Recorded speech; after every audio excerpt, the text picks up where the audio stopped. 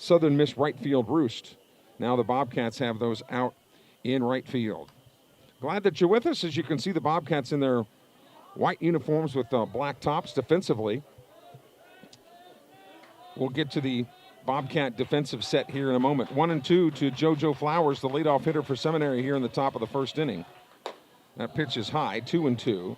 Around the infield, Leo Odom is at first base. Second baseman is Tyson Hicks. The shortstop, Landon Holloman, and he's really the anchor of this infield for sure. And Carson Moon at third base. We'll get to the outfield here in a moment for Sumrall. The 2-2 pitch, high, 3-2.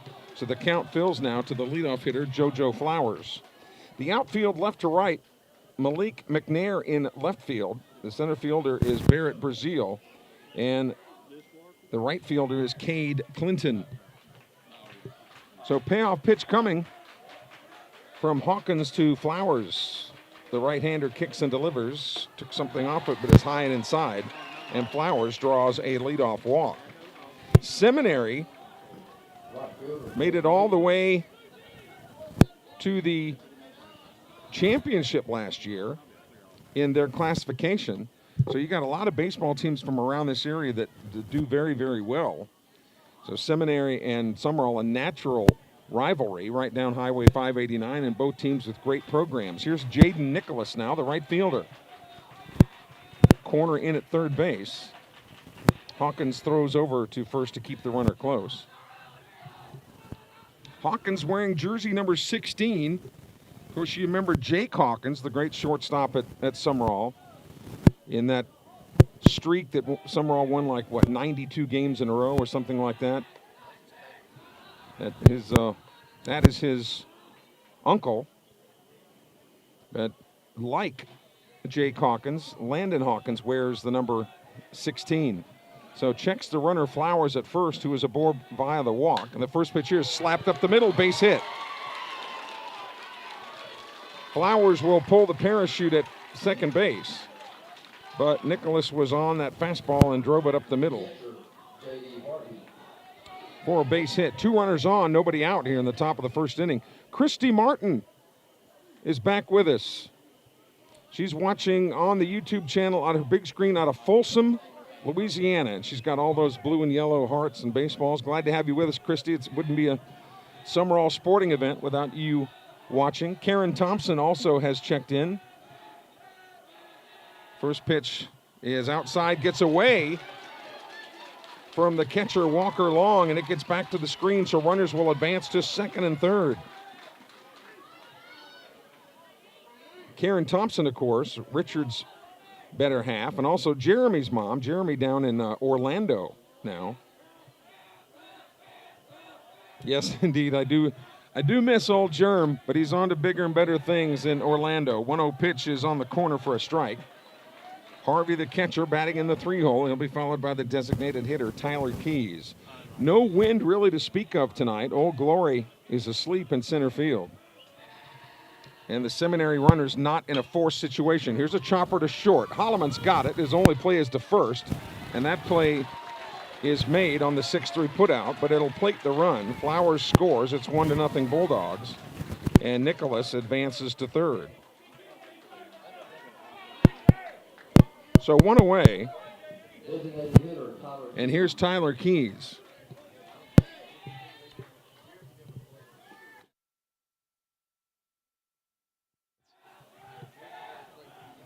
Hawkins again from the set.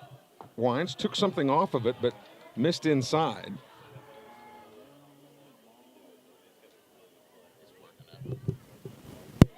So 1-0. Keys, that's certainly a very popular last name in Covington County. Here's a rainmaker, a towering fly ball that Holloman retreats and gloves in shallow left field for out number 2. So Keys is out on the pop. 2 away, and here comes Isaac McQueen, the first baseman. Righty versus lefty, this matchup here, and of course with 2 outs, Nicholas will be moving on any kind of contact. Sumrall and Seminary, 2 state caliber teams in years past. They play him to pull ever so slightly, and there's a little looper toward left center field. That ball is down for a base hit, and another run scores. RBI for McQueen. It is 2-0 Bulldogs.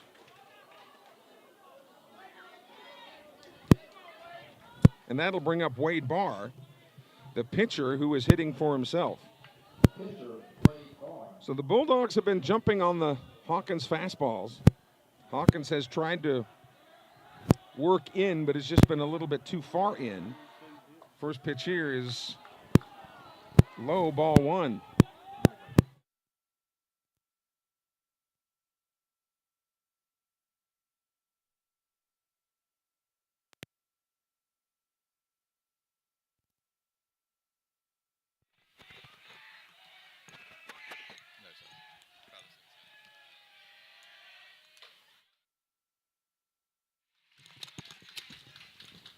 There's a swing and a miss, 1-1 now. So runner on first base with 2 outs. Here in the top of the first inning. Raymond and Truvy McCraney watching from, they're in Sugar Ditch now. They've moved to Sugar Ditch. That looked good from here, but called ball 2, 2-1 the count. I wonder if Splinter and all the other guys are going to be checking in this year. Where have y'all been? Here's the 2-1. That's outside and low, 3-1 now. 9 members of the senior class for the Sumrall baseball team. If you had to really look at the strength of the Bobcat team by class, it would probably be the sophomore class, actually. Here's the 3-1 offering. That's low and inside. Ball 4, so Wade Barr is on. Runners on first and second with 2 outs. And here's Waylon Reynolds, the third baseman. So the Bobcats have allowed 2 runs here. JoJo Flowers walked and wound up scoring. Singles by Nicholas and McQueen. Barr also walked. Teresa Morales checking in on our text line. Check swing, but he went around for sure, so that's strike 1.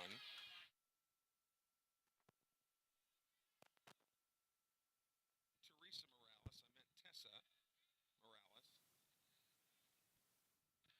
Here's the 0-1. Swung on, here's a little shot right at second base, and that was handled by Tyson Hicks, eye level to make the grab, and that ends the inning. But for the Bulldogs, they come up with 2 runs on 2 hits. There were no errors and 2 men left on base. So Sumrall comes to bat now. Let's take a look at the Bobcat batting order. Landon Holloman leads off, the shortstop. He'll be followed by Walker Long, who has been promoted to the number 2 position. He is catching tonight. Barrett Brazil, the 2 sports star baseball and soccer. Brazil will head to Pearl River to play soccer. He's playing center field. Leo Odom, as the parade o' Odoms continues here in Sumrall, Leo will bat 4th and play first base. Cade Clinton in right field. He's batting 5th, followed by Hampton Boudwin, the designated hitter. Boudwin hitting for Hawkins. Carson Moon, the third baseman, hitting in the 7th spot. And the Bobcat batting order is rounded out with Malik McNair and Tyson Hicks. You look at this Sumrall team. Losing to Petal the other day, neither team played especially well. And Andy Davison addressing the media before the game tonight, he just said that this Sumrall team really has to find its identity.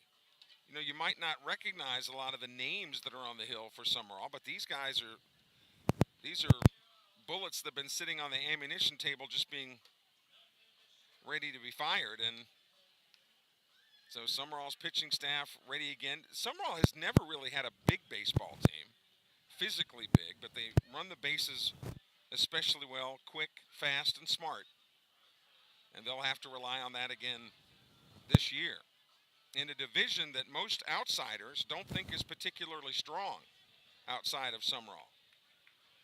Purvis, Lawrence County, Forest County, Poplarville. So here's Landon Holloman.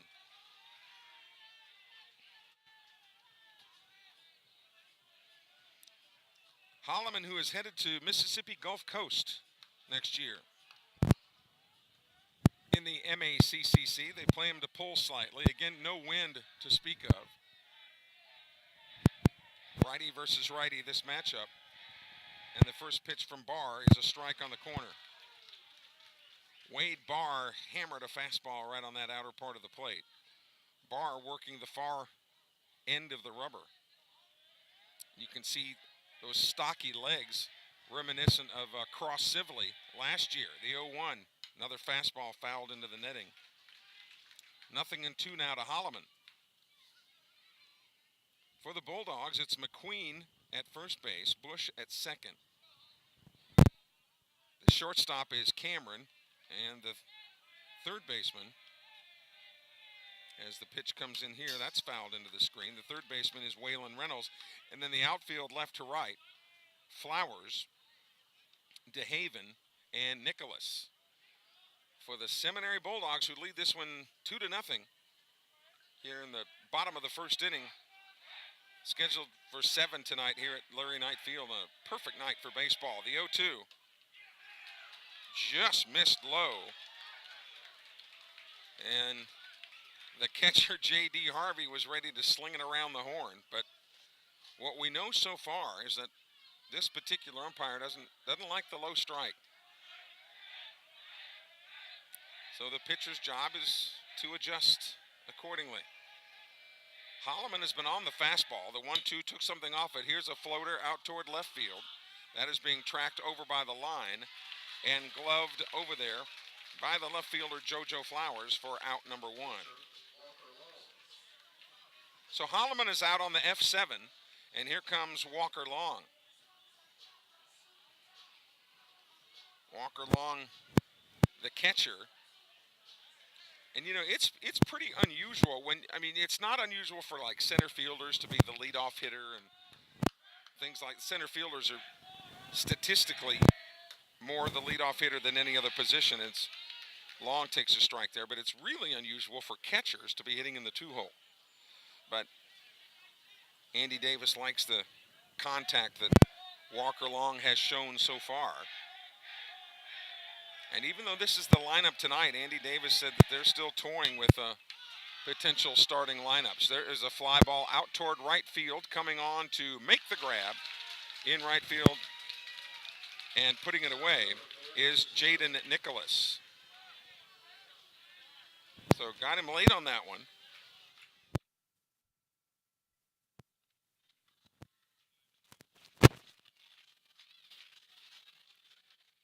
And here comes Barrett Brazil now. Center fielder hitting from the left side. Just dealing with some audio issues. We're trying to clean that up. Time is called at home plate now. Talked about Brazil, not only a great baseball player, but soccer player as well, going to Pearl River as he slaps that one wide of third. Wade Barr on the hill for Seminary. And Landon Hawkins for Sumrall. They play him to pull ever so slightly. Here's the 0-1 pitch. Swung on again into the screen over here to our left. 0-2 to Brazil. Should he reach, then Leo Odom would come to bat. Odom playing first base, but he's one of those guys that can also pitch. 3 lefties on this staff for Sumrall and a bunch of righties. Again, Barr working the far end of the rubber with that glove up by his nose. Now pulls it down, and here's the 0-2. Tried to get him to chase outside. Would not. 1-2 now. Spring tournament, of course, next weekend. The Rex Adidas. A lot of baseball in just a few short days for that tournament. Barr gets the sign, kicks and delivers. Low. 2-2 now with Odom on deck. The Bulldogs scored 2 in the top of the first. A couple of singles and a couple of walks aided in that effort. Here's the 2-2. Swung on. There's a looper into left center field. That ball is down. Brazil will race around first base. Flying to second. He may be waved to third. And here comes the throw to third. It is not in time. A hand first slide into third.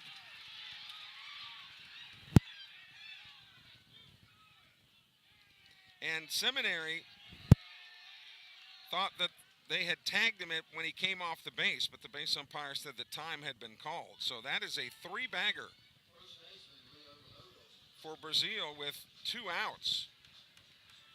That shows you about that speed and quickness that we talk about, that Sumrall has always exhibited, seemingly regardless who the personnel on the team is. That has been a characteristic of Sumrall for years. First pitch to Odom is position A, strike one.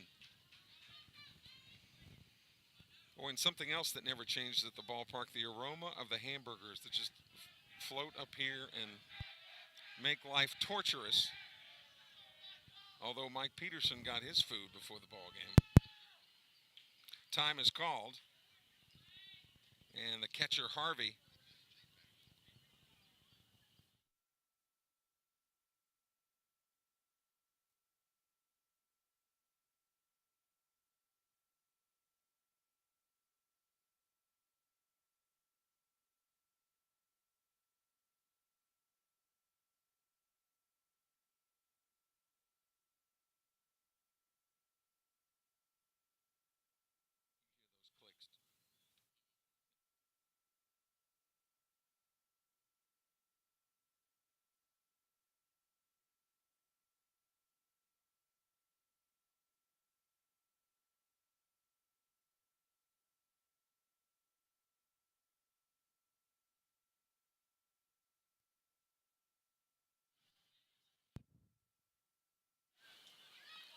so that was that floater, went over by the executive lounge.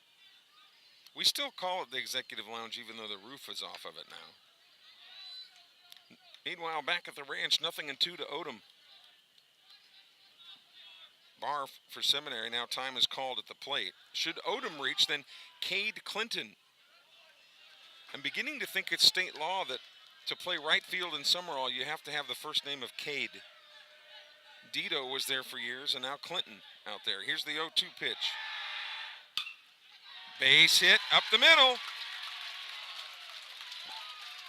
Coming home to score is Brazil after the 2-out triple. So the Bobcats causing some damage with 2 outs. RBI for Odom.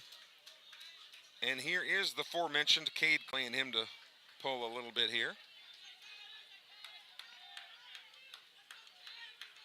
Coach Cooley over there at first base. Andy Davis at third as we embark upon another baseball season here for Sumrall. Swing and a miss. Clinton way ahead of the off speed by Wade Barr. 2-1 ball game. Neither team wasted any time getting on the board. Swing and a miss. Raymond McRaney has texted in. Raymond, thank you for the kind words. It's good to be back. Myself and Tyler Johnson will be covering Sumrall baseball this year. Tyler Johnson, you're going to like him. He does a lot of work for Pearl River Community College down in Poplarville. So between Tyler and I, we should have most of, I think all but 4 Sumrall Bobcat games covered for you this year. And we're glad to do that. Here's the 0-2 pitch. Gets away from J.D. Harvey, and streaking down to second base is Odom. So he's in scoring position now with 2 outs. But the count 1-2 to Clinton, the designated hitter, Hampton Boudwin, would get a shot at Barr should Clinton reach. The 1-2 pitch. Chopper toward third. Fielded cleanly, should be routine. It is, and that retires the side. Clinton is out on the 5-3, but the Bobcats do come up with 1 run on 2 hits. There were no errors, 1 man left on base. We've completed 1 here at Larry Knight Field. It's the Bulldogs 2, the Bobcats 1. This is the home of Sumrall Bobcat baseball.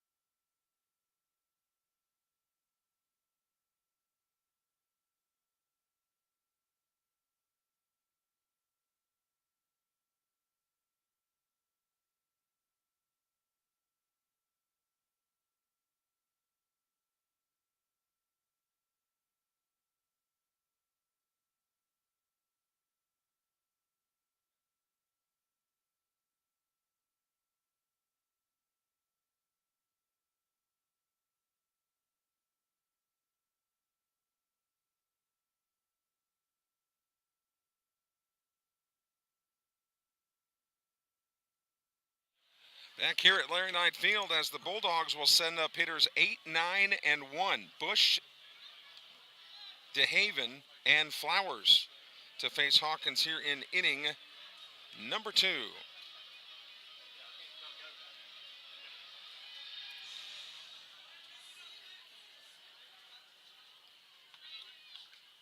Bush, 8th in the order. Righty versus lefty, and even though nobody on base, Hawkins will go from the stretch, which is getting to be more of a thing now. It used to be back in the old days that if there was nobody on base, you'd go from the full windup. But more and more now, pitchers, even with nobody on base, going from the stretch. That's outside, ball 1. There's a strike.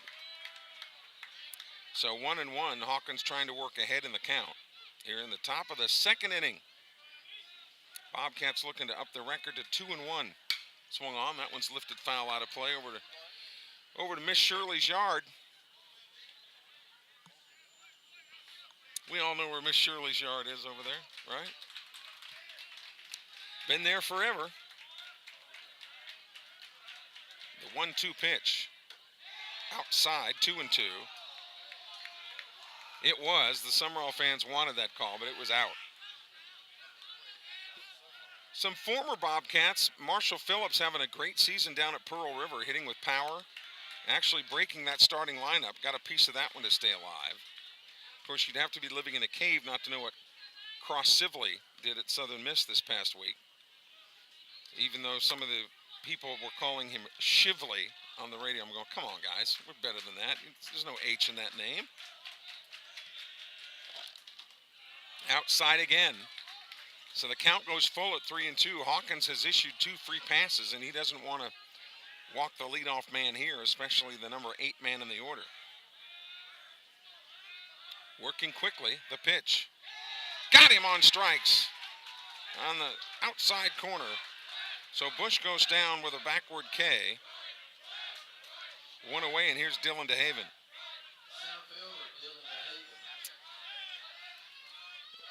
And Hawkins really has relied on pretty much the fastball tonight. And it makes sense because if you do get behind a little bit, you got to go with your bread and butter. Ooh, and that plunked him right in the middle of the back.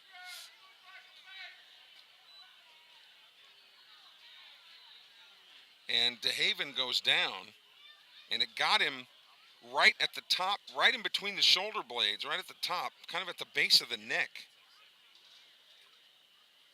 Cross had 8 strikeouts. Cross had 8 strikeouts this week. Splinter is watching tonight from the swing, grilling as usual. Glad to have you back, Splinter. I'm still waiting on those that sausage and chicken or whatever from last year. But glad to have you along. Don't forget you can reach us at 601-310-7077. Write that number down. You can reach us in the press box at that number all year long. And a hand for Dylan DeHaven as he will saunter down to first base after getting plunked. So runner on first with 1 out, and here goes the top of the order, JoJo Flowers. Flowers led off the game with a walk. He wound up scoring on the base hit by McQueen. So Hawkins now with a duck on the pond here gets back to work. The 0-1 pitch took something off of that one and missed inside and high. When Hawkins has missed tonight, they've all been high and inside pretty much. He's been trying to jam the Bulldogs. Now he works the middle part of the plate, but that one's low, 2-0.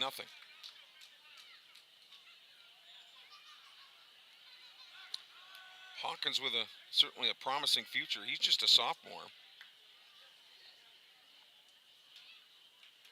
Again, we talked about 9 seniors on this Sumrall team. Here's the 2-0 pitch. Low, that bounced in there. And streaking down to second is DeHaven, but a 3-0 count on Flowers. So Hawkins has got to work from behind here in the top of the second inning with Sumrall trailing 2-1.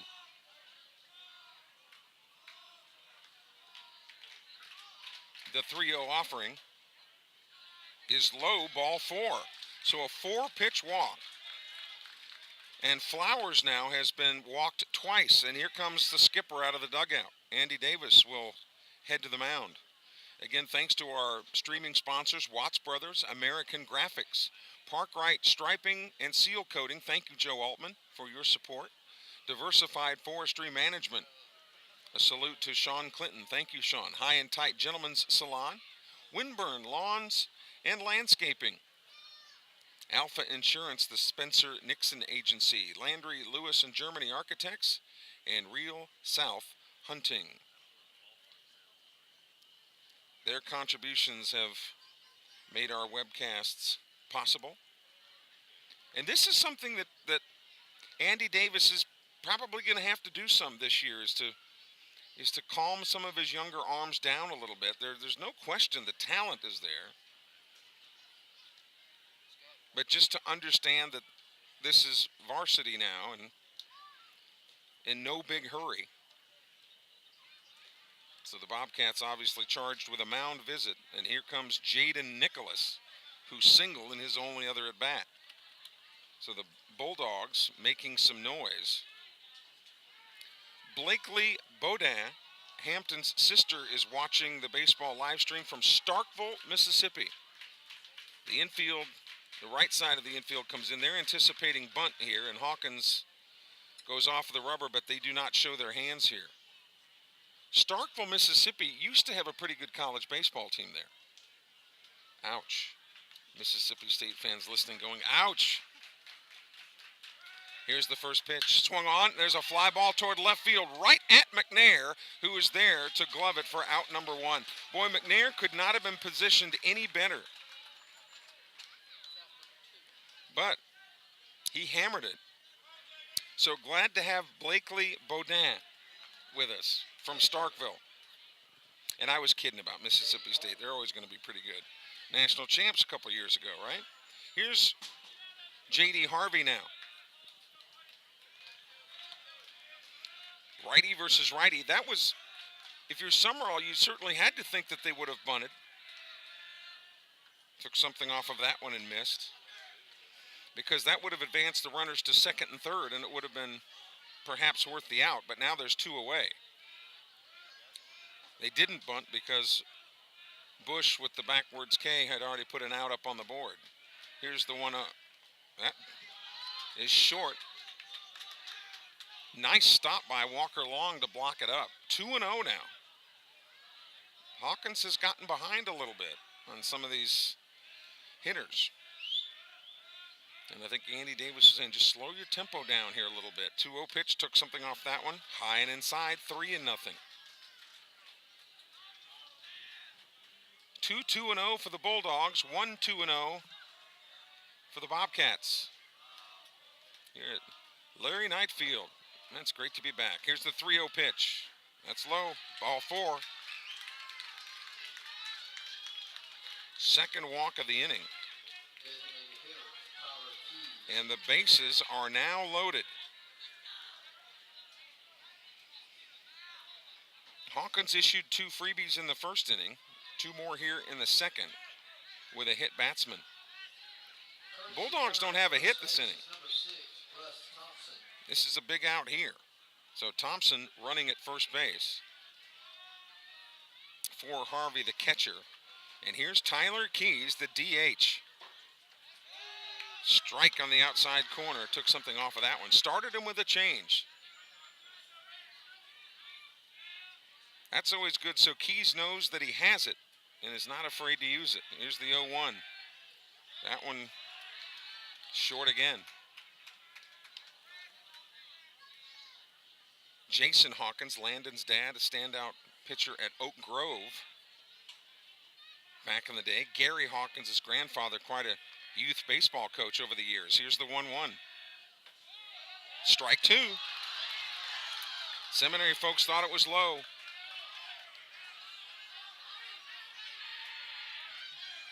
One thing you can say about baseball fans around here, they're knowledgeable. They know the game. Here's the 1-2. Swung on. Oh, slapped that ball to left center field. That ball is down. It will plate 2 runs. The throw will come into second base. And the Bulldogs lead it 4-1.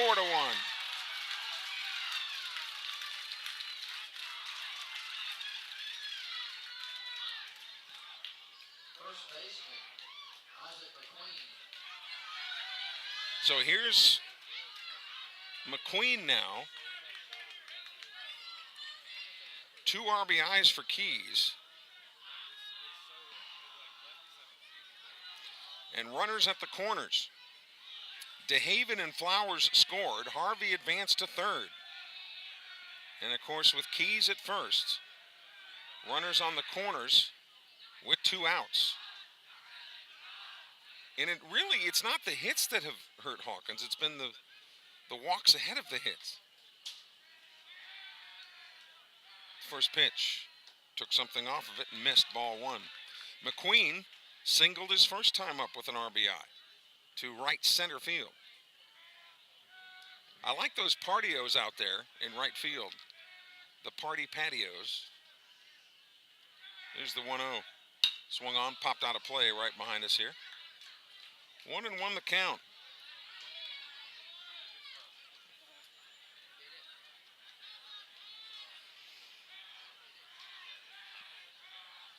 Have some fans even looking over the wall in left field. Here's the 1-1. Swung on. This is a drive to left center field, being tracked by Brazil in center. Over to his right, makes the catch, and that ends the inning. But the Bulldogs come up with 2 more runs on 1 hit. There were no errors, 2 men left on base. We go to the bottom of the second inning here in Sumrall tonight. It's Seminary 4, Sumrall 1. This is the home of Bobcat baseball.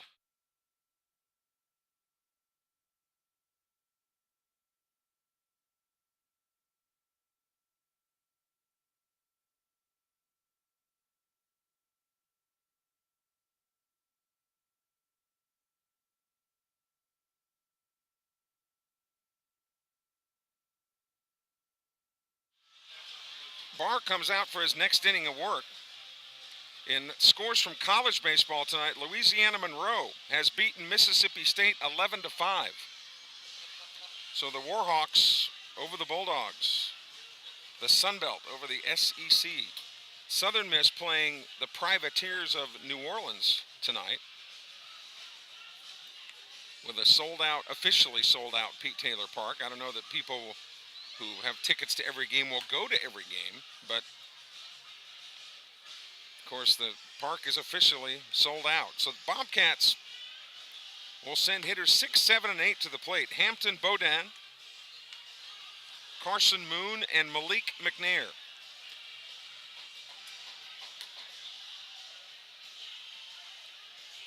Hampton Bodin, the spelling of his last name is Boudin, but pronounced Bodin. Baudouin. It is Cajun, and of course today being the day before Ash Wednesday, Fat Tuesday, Mardi Gras, whatever you want to say, I better get that right. Baudouin. Hampton Baudouin leads it off.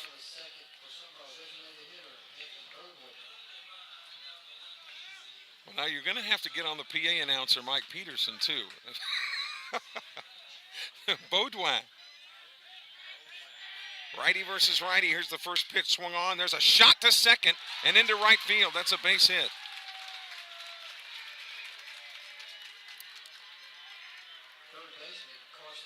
Boy, Baudouin didn't take any time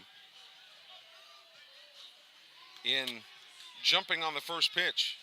And here is Carson Moon. Moon is another one of those guys that Andy Davis will count on pitching this year. You've got Hawkins and Odom and Moon, Malden. There's a bunch of these guys pitch. So in at the corner at third is Waylon Reynolds for Seminary. Barr throws over to first base to keep him close. 3-man umpiring crew here. This is the toughest time of year for officials because you've got the end of basketball season, high school and junior college tournaments all over the place. Plus you got baseball games. There's a chopper to third, over the shoulder and into left field. Rounding second, coming on to third. Here's the throw, not in time. So the Bobcats putting the bat on the ball. But they're showing you that team speed right there too. Because normally with a runner at first and a base hit to left, you're not going to try to advance all the way to third because the throw is coming in from left. But they're so fast.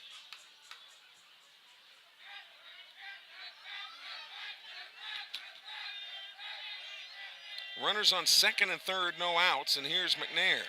First pitch to him, a little floater foul and almost gloved by Isaac McQueen. But it was kind of a low liner and just could not position himself in time, so it just goes as a loud strike. McNair followed by Hicks. So you've got Baudouin at third and Moon at second. Next pitch, strike two.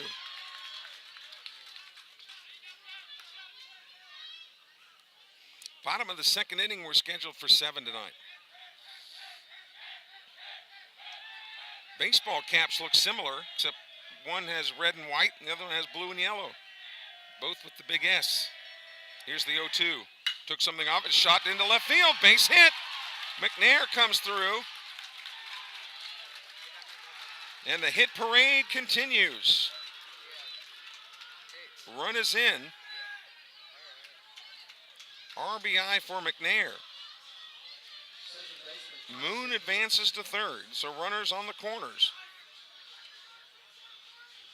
And here's Tyson Hicks, who will swing it from the left side. We just got our first little cool breeze through here tonight. Didn't that feel great? So runners at the corners. Boy, the Bobcats are jumping on fastballs when they see it. Now a lot of time, and Hicks steps out of the box. They play him straight away here. The wind was never going to be a factor tonight. Now the other night against Hattiesburg, that wind was blowing. It was cold. Tonight, very pleasant. Showing bunt and then pulls away. The catcher indifference as McNair goes down to second base. So runners on second and third. No outs. And Hicks took a strike. 0-1 at the plate.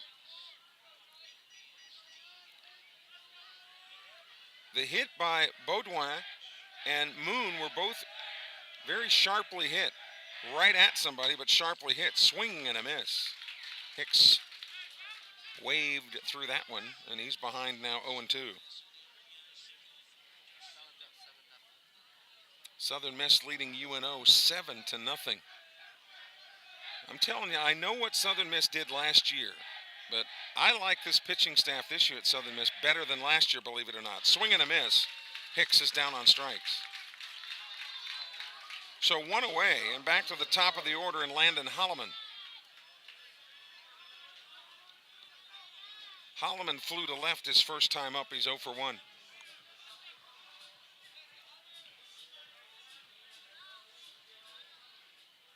Bulldogs are in a running situation where they are not forced anywhere, so they'll let where the ball is hit dictate whether they run or not. First pitch inside for corner for a strike.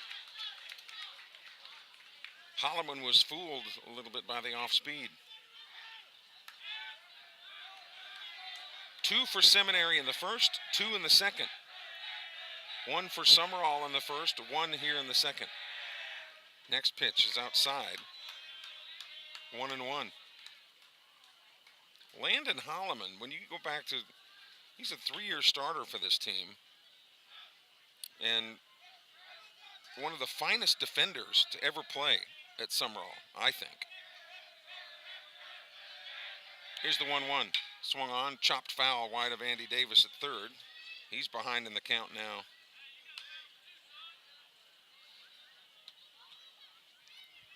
1-2.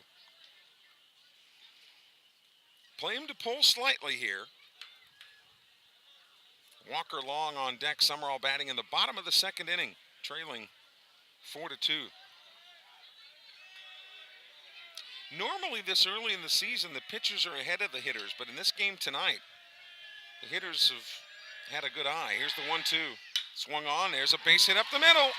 Another base hit. Ball bobbled in center field. So McNair is given the wave around. 3 runs in for the Bobcats, 2 RBIs for Holloman.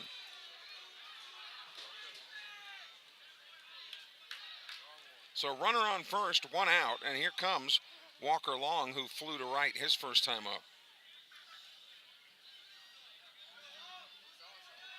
4 out of the last 5 hitters for the Bobcats have reached via the base hit.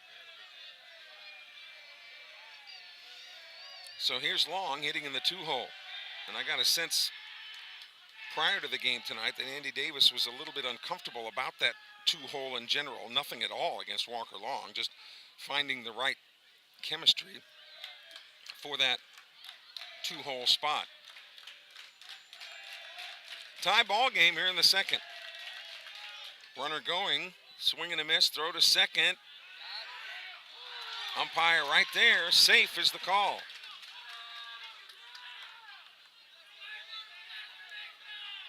It was close, but Holloman is there with 1 out. And 0-1 to Long. Wade Barr on the hill for the Bulldogs. Swung on, there's a little blooper towards that, off of the knee of the shortstop. Holloman will score. Walker Long goes into second. A hit and an error on the play.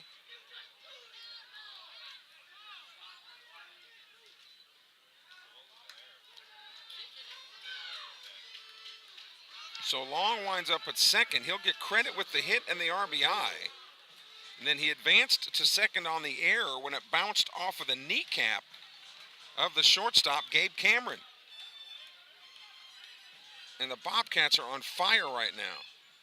5 out of their last 6 hitters have reached on hits, and here's Brazil. He's got a triple to his credit. There's a shot into right field. That's a base hit. Rounding third, coming home. They will cut it, no play.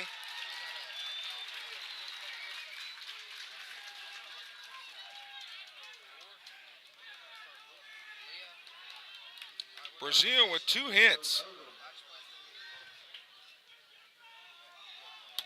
And the slow walk out to the mound here for Barr, because the Bobcats have erupted for 5 runs here in the second inning. 6 runs, 7 hits, no errors for Sumrall. 4 runs, 3 hits, 2 errors for Seminary. Only 1 out in the inning. And with Odom coming up and Clinton behind him, that would be batting around in the second inning.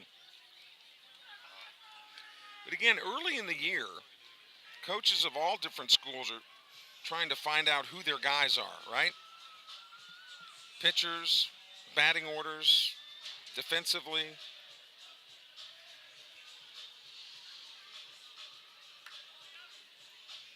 But I've been impressed with Brazil so far. Of course, he's hitting in the 3-hole, and here's Odom, who singled with an RBI his first at bat.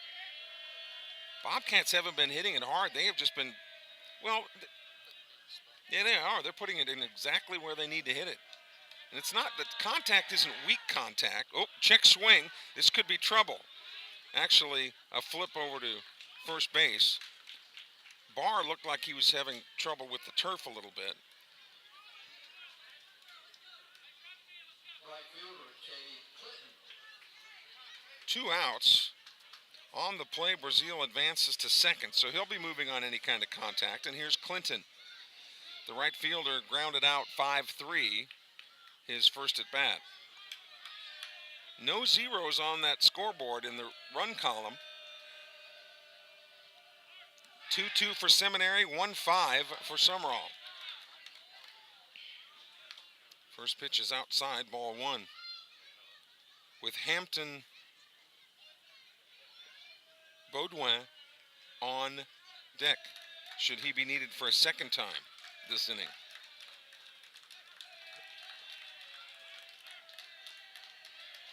The 1-0 pitch from Barr, tapped foul.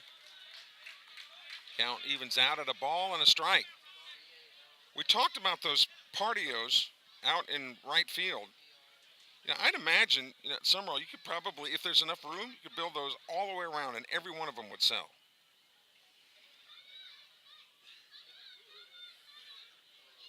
Here's the 1-1 to Clinton. Swing and a miss. Clinton has struggled with the off-speed pitch tonight, and Barr has pitched him fastball and then gone change and has been successful.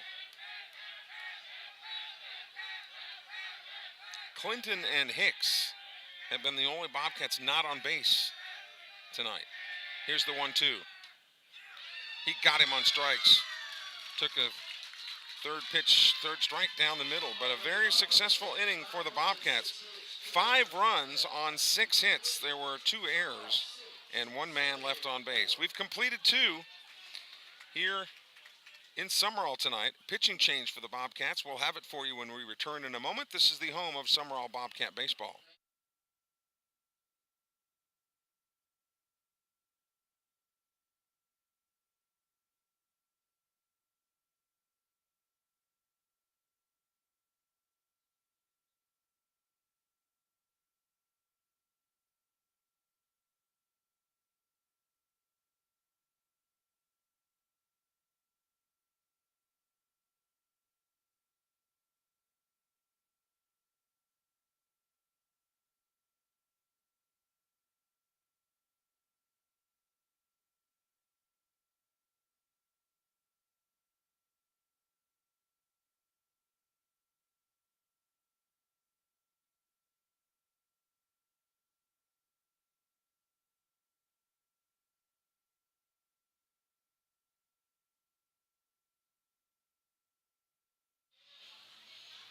Back on the Sumrall Athletics YouTube channel. Kelly Sander along with producer engineers Richard Thompson and Brody Courtney going to be joining us this year.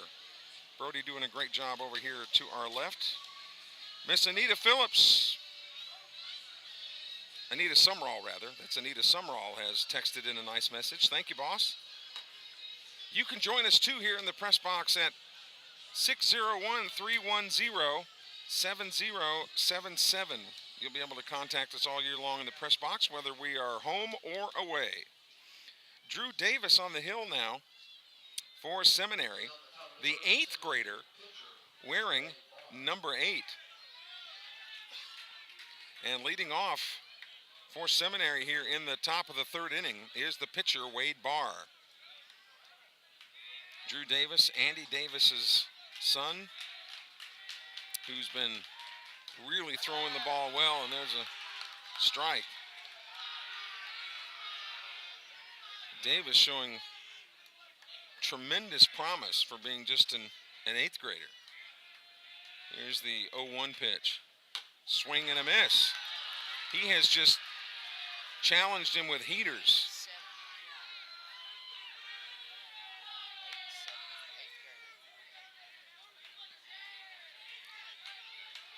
Nothing in 2 to Barr, and here's the 0-2 pitch. Low, 1-2. That last strike, we're told 87 miles an hour, which is the speed that a lot of juniors and seniors would throw. But remember, this is an 8th grader on the hill for Sumrall. The 1-2 pitch. Swing and a miss, took something off of him and fooled Barr. He's down on strikes for the first out of the inning. And that'll bring up Waylon Reynolds.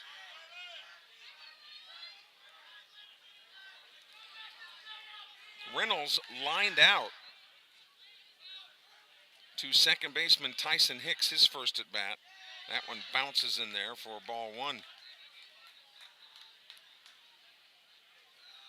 Andy Davis in a real precarious situation because as the coach of a team and you've got your son on the team, here's the 1-0. Sometimes difficulty drawing that line between dad and coach, but that's the situation they're in. 2-0 the count to Waylon Reynolds. Called strike, so the count evens out at, or 2-1 now.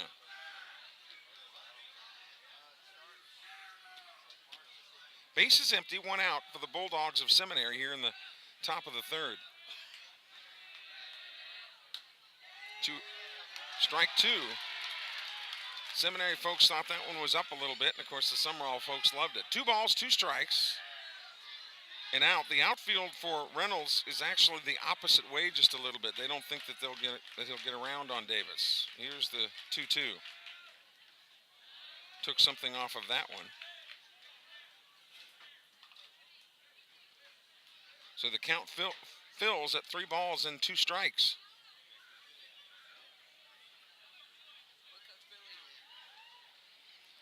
So the book is finished on Hawkins tonight. And Davis now on the hill. The 3-2 pitch is low, ball 4. So Reynolds aboard with 1 out, and here's Landon Bush. Bush struck out looking his first time up. The Gum Pond Ditos have checked in tonight. So glad to have them back, which can only mean there's a cell signal now in Gum Pond. Steps on the bag for 1. Float, throw to first is in time. A 6-6-3 double play, and that'll do it for the Bulldogs. Nice play by Landon Holloman, and the Bulldogs are done in the third. Your Bobcats come to bat in the bottom of the third inning. Hampton Baudouin, Carson Moon, and Malik McNair are the scheduled hitters, and we'll have it for you when we return after this timeout. This is the home of Sumrall Bobcat Baseball.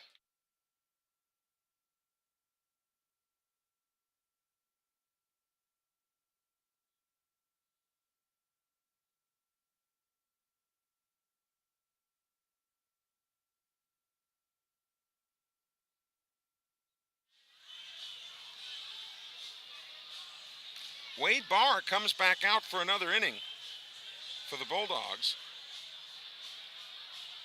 I said at the top of the webcast tonight that Andy Davis has a bunch of different arms that he's going to exhibit early on and let these guys compete for innings. And in a very candid conversation, I said, Coach, you're in a tough spot because it's your kid, and if he's in the ball game, then you know how everybody is. Oh, he's in there because of his dad. Well, that's a tough spot to put anybody in. And I think you just saw right there that he can chunk it. So again, it'll be Hampton Baudouin, the designated hitter, Carson Moon, the third baseman, and Malik McNair as the Bobcats bat here in the bottom of the third inning. 6 runs, 7 hits, no errors for Sumrall. 4 runs, 3 hits, 2 errors for Seminary. 2 state championship teams battling here early in the season. And here's Baudouin. Baudouin. Long O. Not boo like a ghost, but Bo like Jackson. Baudouin. We'll get it. We'll get it. And I'm sure his sister will make sure I get it watching tonight. Here's the first pitch to him. Kind of jammed him. Fouled it off the fists. 0-1. Hampton Baudouin.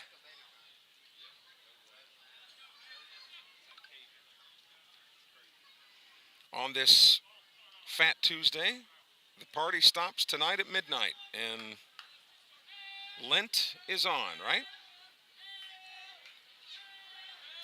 Here's the 0-1 pitch. Strike two on the corner, 0-2 now. Baudouin batting sixth in the order for Andy Davis. Boy, a lot of parades, a lot of schools were off today. Pearl River, Southern Miss, they were off today. Southern Miss is on the baseball field. They were clobbering UNO 7-0 at last report.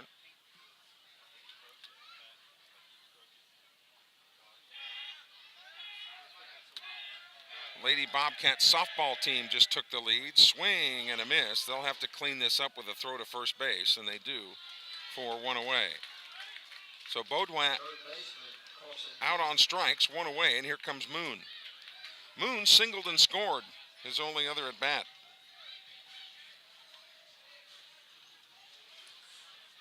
Lady Bobcats leading Stringer 6-4 in the bottom of the third inning. First pitch from Barr is a strike. Malik McNair on deck. This Bobcat team historically has been able to run the bases well. This 2023 edition, no different. Swing and a miss as he took something off of it. 0-2. Barr seems to be much more settled this inning than he was last when the Bobcats were hammering everything he threw up there. The wind freshens just a little bit to dead center field. Here's the 0-2 pitch, and that one was short. 1-2. The Major League Spring Training baseball games will start this Saturday, believe it or not. And I think for only the second time in Major League history, the regular season will start in the month of March. The big leagues.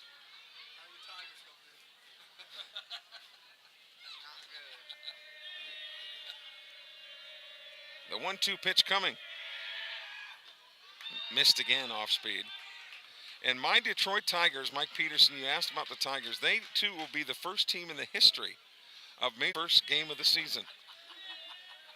Here's the 2-2 pitch. Swung on. That's laced foul. And that shoot a bunch of Bulldogs to their cages over there in the third base dugout. They are going to be, well, frankly, terrible. But I'm a fan. And, you know, if you're a fan, you stick with them. Here's the 2-2 pitch. Low, 3-2. Barr thought he had him. I'm a fan. I don't have a choice but to watch him lose. Base is empty, one out. And the count is full to Carson Moon. Here's the pitch. Swung on. This is a high fly ball to center field. Should be routine. Being tracked out there by DeHaven, and he puts it away for out number 2. 2 up and 2 down for the Cats here in the bottom of the third inning, and that'll bring up Malik McNair. You know, we mentioned Seminary being in Covington County. McNair is a real popular last name in Covington County. Of course, the most famous McNairs in Mount Olive, which is in Covington County. Righty versus righty, the matchup here.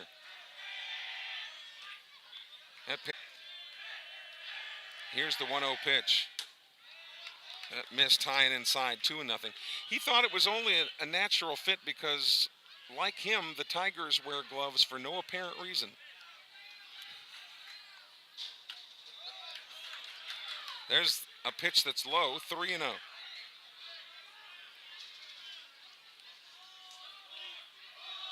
So he'll be on the take here as he looks at one right down the middle for a 3-1 count. Baudouin started by striking out, then Moon flew to center. Bobcats leading 6-4 here in the bottom of the third inning. Next pitch, this one is slapped to right center field. Moving over to his right and putting it in his back pocket is the right fielder, Jaden Nicholas. Bobcats are up and down, 1-2-3 in the third. We've completed 3 here at Larry Knight Field. It's the Sumrall Bobcats 6, the Seminary Bulldogs 4. This is the home of Sumrall Bobcat baseball.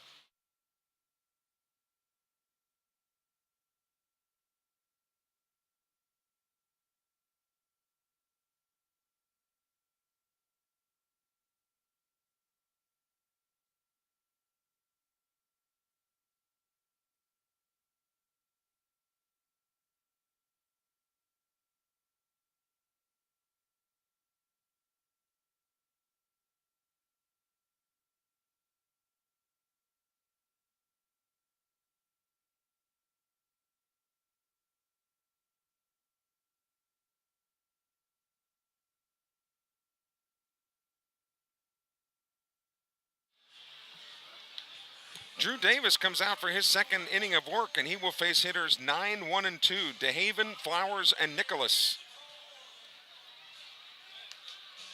Bobcats and Bulldogs. You wouldn't normally expect dogs and cats to get along. And on the field they might not, but you know, off the field, it's all cool. Dylan DeHaven will lead it off here. And he was the guy that got hit right at the base of the neck in the back. His first at bat. And his first pitch from Davis is a foul tip.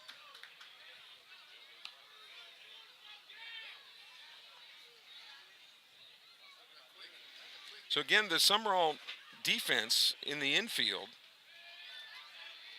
Moon at third, Holloman at short, Hicks at second, Odom at first. Check swing, but he went around for strike 2. In the outfield, left to right, McNair, Brazil, and Clinton. Playing Delhaven straight away, the 0-2 pitch. Swung on, that's a shot foul. That'll get over and put a dent in the Tyler Helt Fieldhouse. 0-2, Bulldogs batting in the top of the 4th. Game that got started at 6:30 tonight. Here's the 0-2 pitch from Davis. Check swing, he went. Oh, wow. Bulldogs got the call there. I really thought that he went around, but 1-2. Again, as Judge Judy says, the umpire's opinion is the only one that counts. Here's the 1-2. That one off the mark. You got a lot of these Bobcats that are going on to the next level playing it in the MACCC. Here's the 2-2 pitch. High, 3-2. Got some guys committed to Gulf Coast, Holmes Community College. Of course, Robert Pickett, who was one of the assistant coaches last year at Sumrall, is now down at Gulf Coast, so he's got a good connection. Swing and a miss. He got him on strikes. 1 up and 1 down, and the second strikeout for Davis in as many innings worked. Top of the order, JoJo Flowers, who, if you'll pardon the flower pun, has been kind of a thorn for the Bobcats tonight. He's been on twice, both with a base on balls. First pitch to him, and that missed inside. He turned that shoulder. He'd have gotten hit there. 1-0. They are playing him the opposite way just a bit.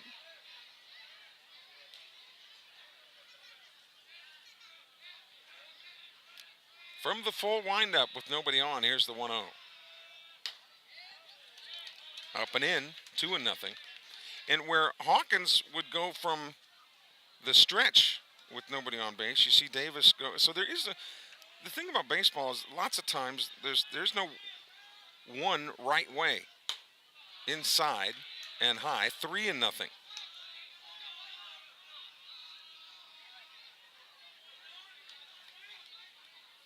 I've seen throughout the years, and of course I'm 112 years old, so I've seen a lot. I have seen some really ugly batting stance over the years where the guys that wind up with that stance hitting 450. Another base on balls for JoJo Flowers. He's been on 3 times and given the pass on all 3 occasions. Here's Nicholas now.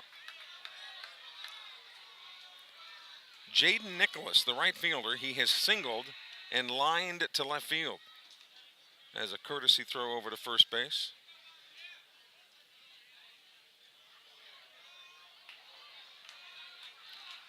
The Partio's out there in right field. It's a great idea.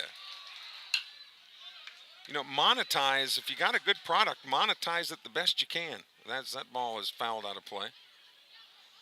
Well, you look at Southern Miss, they sold every ticket you could possibly sell. They're now charging to park at Reed Green Coliseum. They upped season tickets by 25%. They knew to strike when the iron was hot. Here's the 0-1. Breaking ball away. That one had trouble right from the get-go. And racing down to second base is Flowers. He's there in scoring position with one out.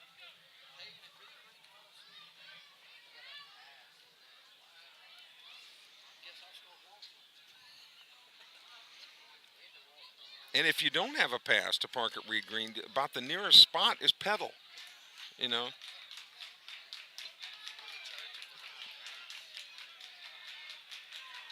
The 1-1 pitch from Davis.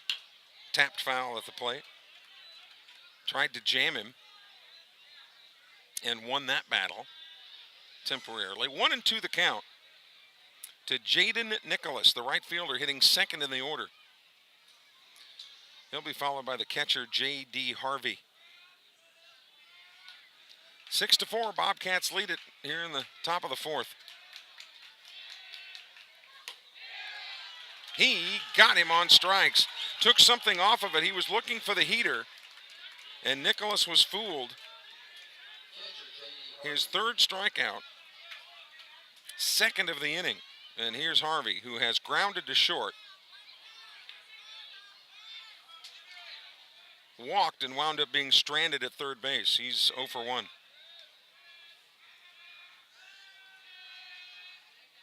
Breaking ball, strike on the corner. And a dandy.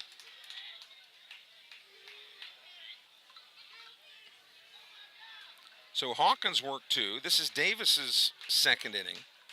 We'll see if Andy Davis brings in another arm to get some work in the next inning. The 0-1 pitch. Fastball. Inside corner, strike 2. And that may have been the hardest pitch he threw all night. He'd been clocked earlier at 87. Again, this is an 8th grader on the hill for the Bobcats. The 0-2 pitch. Breaking ball got away from him.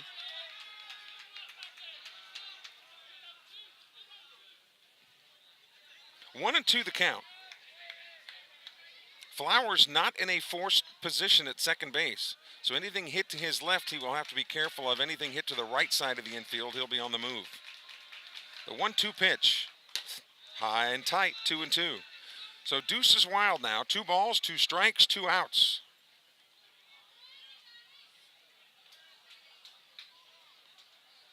As high school baseball season 2023 is underway.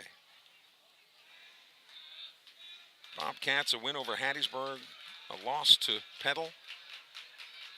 Here's the 2-2. Got the off-speed pitch is what he was looking for and fouled it off. Couldn't barrel it up, so the count stays at 2-2.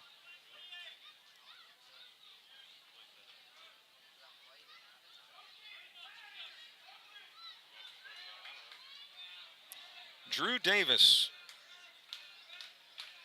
on the hill for Sumrall. The 2-2 outside, 3-2. Walker Long with a nice job of blocking that up.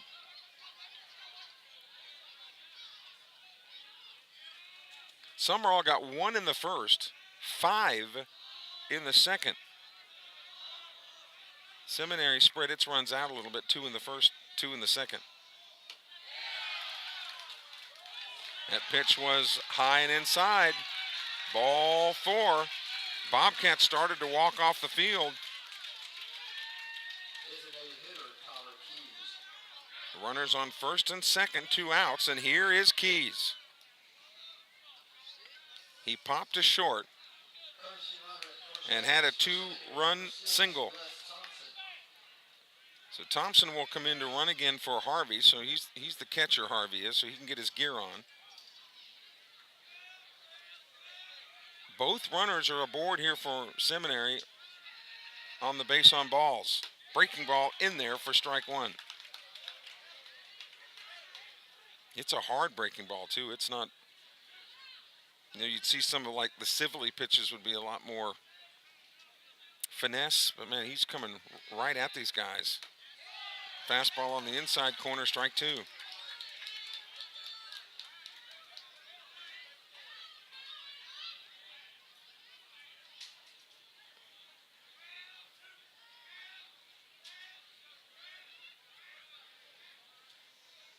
Here's the 0-2 pitch. Breaking ball, popped it up, foul. Right behind home plate. So you got the cleanup hitter for the Bulldogs, Tyler Keys. You have to wonder if he's kin to Ty Keys at Southern Miss. The 0-2, another foul ball. 0-2. No, I say you have to wonder if he is. Of course, there are lots of Keys around the area. Should Keys reach, then the first baseman, Isaac McQueen, would come up to bat. The 0-2 pitch. Swung on, here's a ground ball to short. Holloman's got it. Flips over to first, and that retires the side. If Holloman fields it cleanly, the throw's going to be there. He's automatic. So for the Bulldogs, no runs, no hits, there were no errors. 2 men left on base. We go to the bottom of the 4th inning. It'll be hitters 9, 1, and 2 for the Rawcats. It'll be Hicks, Holloman, and Long. When we return in a moment, this is the home of Sumrall Bobcat Baseball.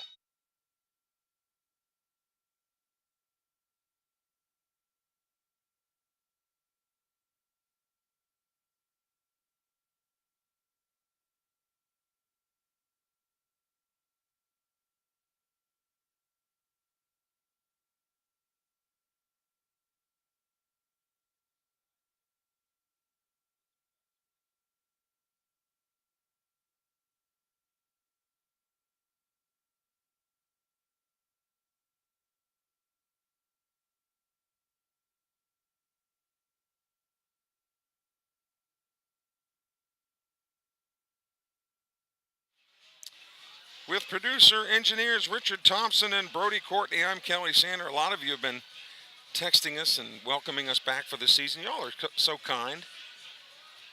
It's our pleasure to be your eyes and ears. We hope that we are worthy of all the kind words that you have sent our way. You can always reach us on our text line at 601-310-7077. Our Sumrall Bobcat webcast brought to you by Watts Brothers, American Graphics, Parkrite Striping and Seal Coating, Diversified Forestry Management, High and Tight Gentlemen's Salon, Windburn Lawns and Landscaping, Alpha Insurance, the Spencer Nixon Agency, Lewis Landry Germany Architects, and Real South Hunting.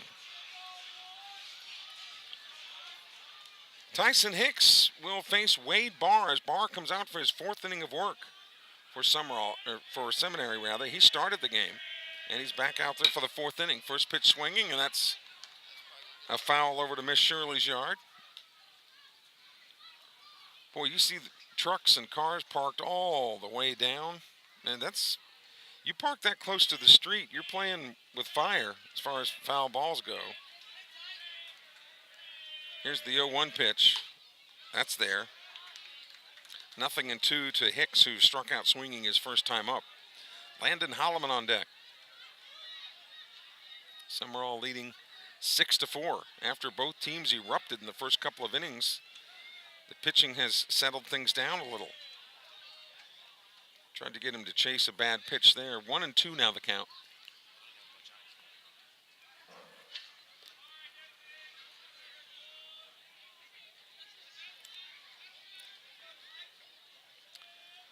Playing Holloman to go the opposite field a little bit. Landon has flown to left. He has singled, scored, and has a couple of RBIs. Was able to poke that one into the screen to stay alive. 1-2. But when you look at winning percentages of coaches who have been a head coach at a school for a certain period of time, you'd have to think that Andy Davis would be, I'd like to know who would be ahead of him in winning percentage. Here's the 1-2. Swung on. There's a gapper into right center field. That ball is down. This is going to be at least one base. Holloman rounding second. He will hold there at second base with a leadoff double here in the bottom of the 4th inning. Check that, Tyson Hicks. Tyson Hicks gets credit for the double. Well done, young fella. And now Holloman comes to bat. Holloman has flown to left, singled and scored. with 2 RBIs. That is the 9th hit that Barr has surrendered. Let's see if Andy Davis plays for some insurance or if he lets him swing away. He's pulling the trigger, and Holloman missed the first one, 0-1.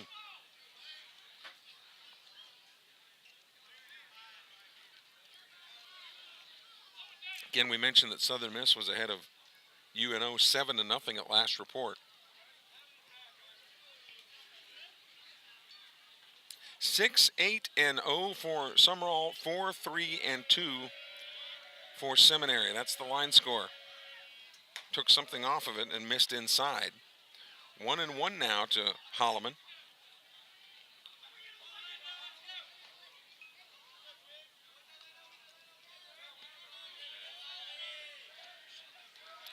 The Sumrall catcher is in the on-deck circle here in the bottom of the 4th inning. The 1-1 pitch. That's low, 2-1. Southern has extended its lead 11-0 over UNO. The Southern Miss pitching staff this weekend had a 0.67 ERA, and they're pitching the goose egg tonight.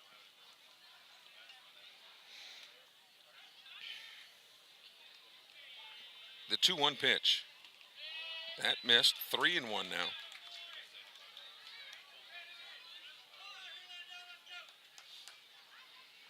So he'll be sitting dead red fastball here, I would think. And Barr has thrown a lot of pitches. He has been the only Seminary pitcher in the lineup tonight.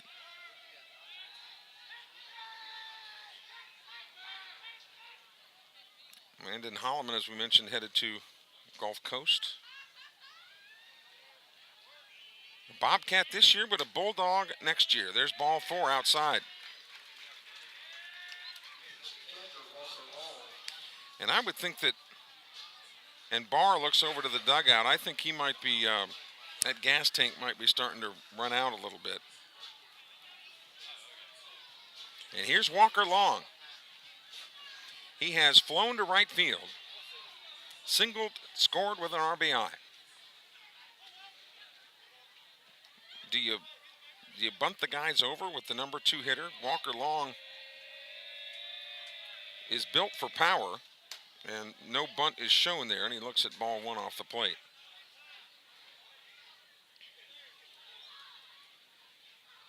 Brazil on deck. He's been the man of the hour. A triple, a single, a run scored, and an RBI. The 1-0. Bounces short, and Hicks will take the opportunity and race to third base. So runners at the corners now for Sumrall. And Long ahead. So he should be looking fastball here. And now taking too much time, and Long steps out. The bullpen working now for Seminary.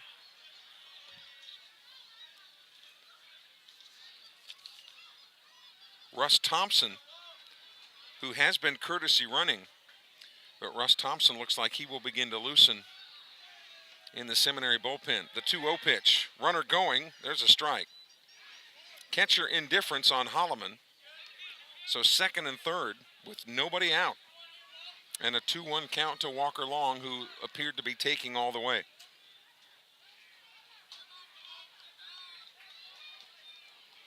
So anything hit to the right side would score a run. The 2-1. Swing, and I mean a mighty cut at that one. Fouled into the screen, 2-2.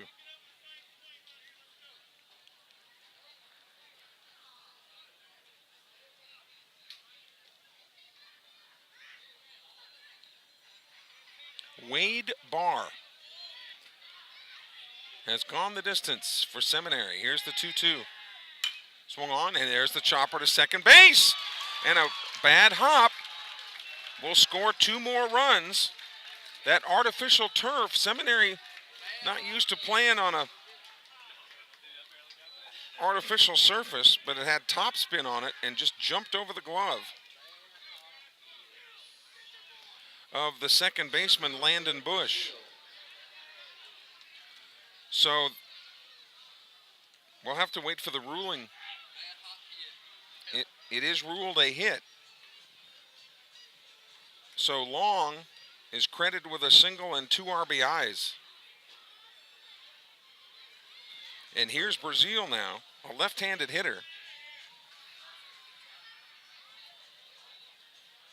As we mentioned, he has had quite a game.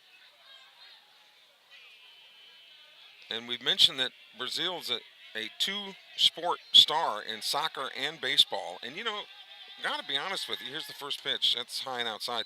Sometimes soccer kind of gets a bad rap. But, man, when you talk about the athleticism of soccer players, and now this might be the end of the line for Barr. He's throwing a lot of pitches.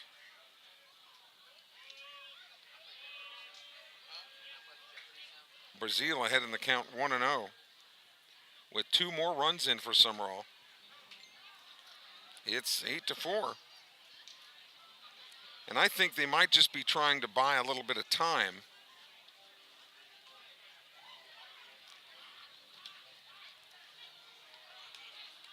Because Thompson has been loosening.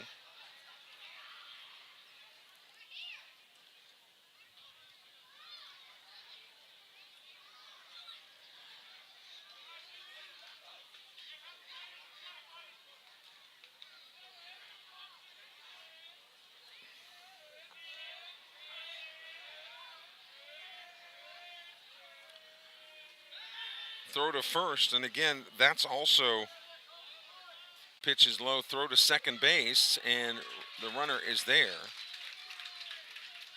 Of course, that's not Long.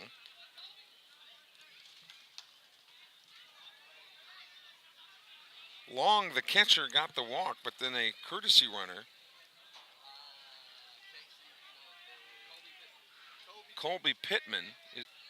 Bobcats lead it 8-4. There's a strike. 3-1, but you knew he was taken all the way.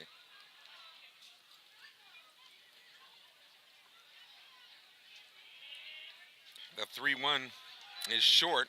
Gets away. The throw to third. Off the mark. But Pittman advances to third. Brazil's at first now with the walk. There is nobody out with runners on the corners. And here's Leo Odom, who has singled, got credited with an RBI, and out on a grounder. So he's 1 for 2. Batting in the cleanup spot. Odom, another one of those pitching arms.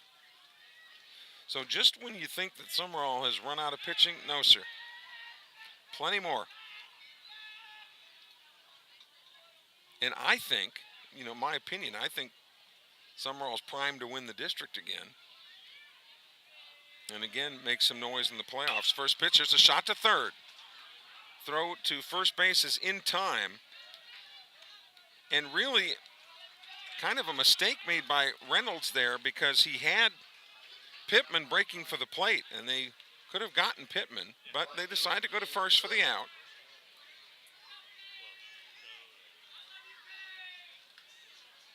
So the first out of the inning, and Brazil stays at second base, and here's Cade Clinton. He has grounded to third and struck out. He's 0 for 2. Sumrall batting here, bottom of the fourth. First pitch right there for strike one. Then after Clinton, it's Hampton Baudouin.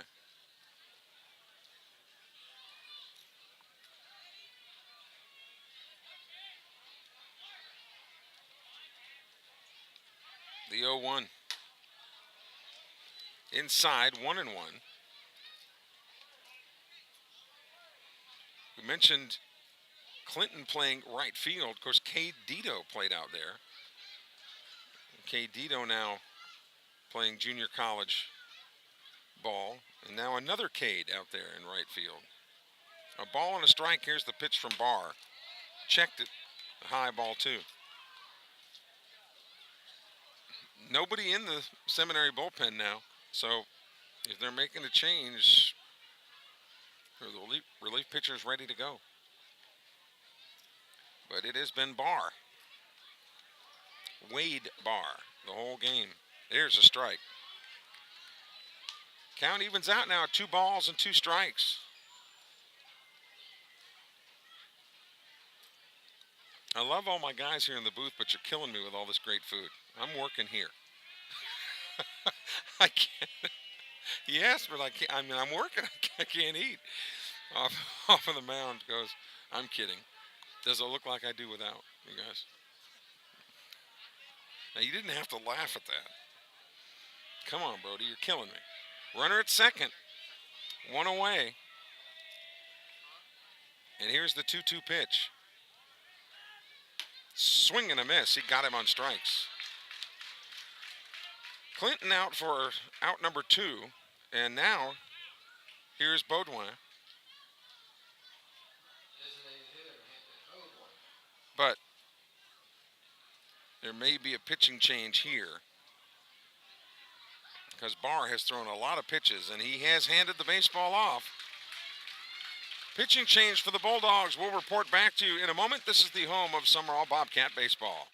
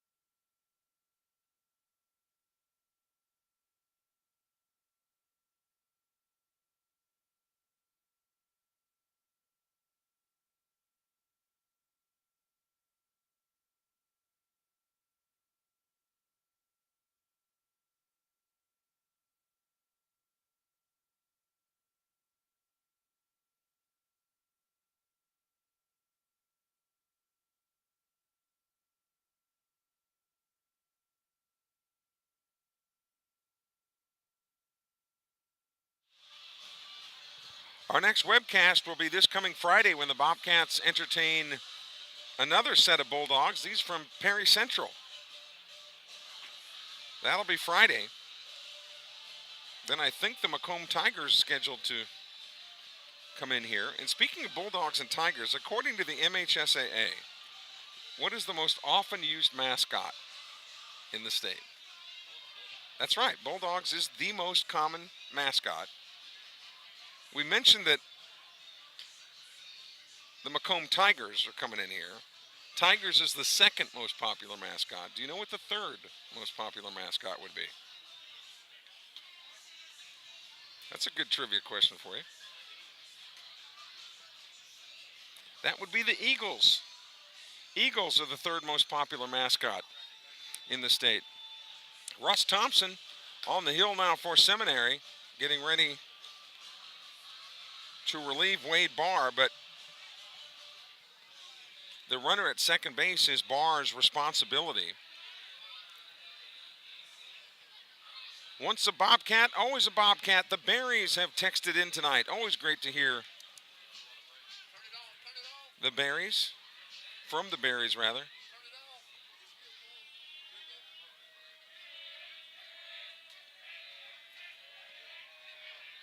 So Baudouin, righty versus righty. Baudouin, he singled and scored and struck out swinging. Now with the new pitcher-catcher combination, they want to make sure they're on the same page, and that's wise. So Harvey will go out and talk to Russ Thompson. Bobcats lead at 9-4. Batting in the bottom of the fourth, scheduled for 7 innings. It's good to see Zane Berry still active in the community. Well, Zane Berry, if you didn't ever know him, Zane never has a bad day. Always a smile on his face. Always has good things to say about everybody, and you just don't see that very often. Thompson really unnerved about something on there on the mound. He's talked to the catcher, now stepped off of the rubber one time. Here's the first pitch now. Swing and a miss to Baudouin. Happy Fat Tuesday to you. Have you had enough king cake and all the other things that go along with Mardi Gras? Now those beads that you spend all money on, now what do you do with them? They wind up in the trash. There's a breaking ball strike, 0-2 now. Runner at second base, 2 away.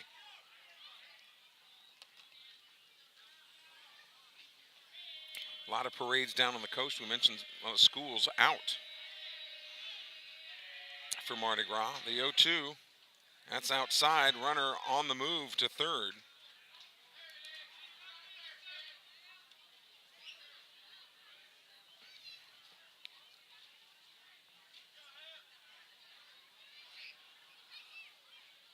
And that's Brazil down at third. 1-2 now to Baudouin. 1-2 pitches off the plate. Am I getting the hang of it now? Yeah, I'm getting the hang of it. Baudouin.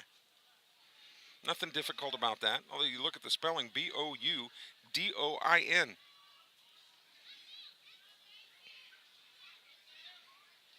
Here's the 2-2.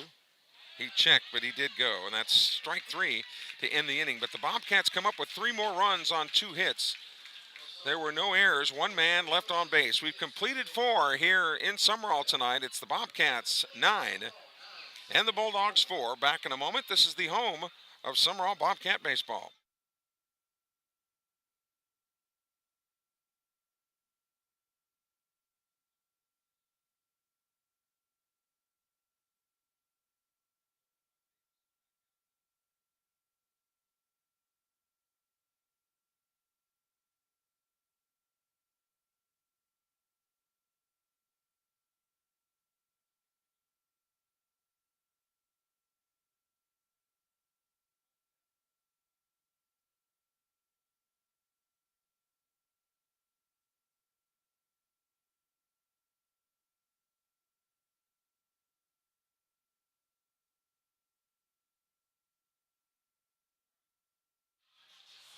We're headed to the top of the 5th inning.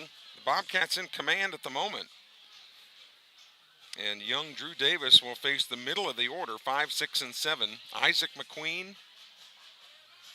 Wade Barr was the scheduled hitter, but he'll be lifted, of course. And then Wade Reynolds, 5, 6, and 7, as we go to the top of the 5th. McQueen singled with an RBI and has flown to center field. He is 1 for 2. The Rex Adidas tournament next week here in Sumrall, which is always an early March fan favorite.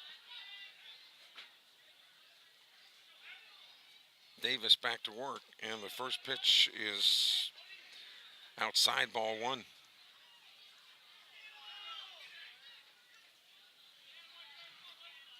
Sumrall defense has McQueen played to pull just a little bit.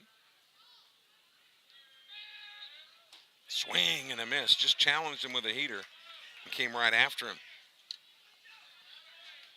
There was a time for about 15 minutes when the center field breeze freshened it just a little bit, but by and large it's been a still night.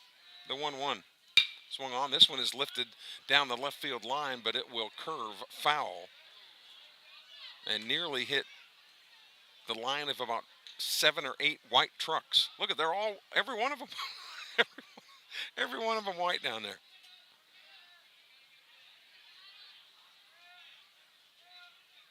Seven in a row down there in the left field line. Here's the 1-2 pitch. And beamed him. Boy,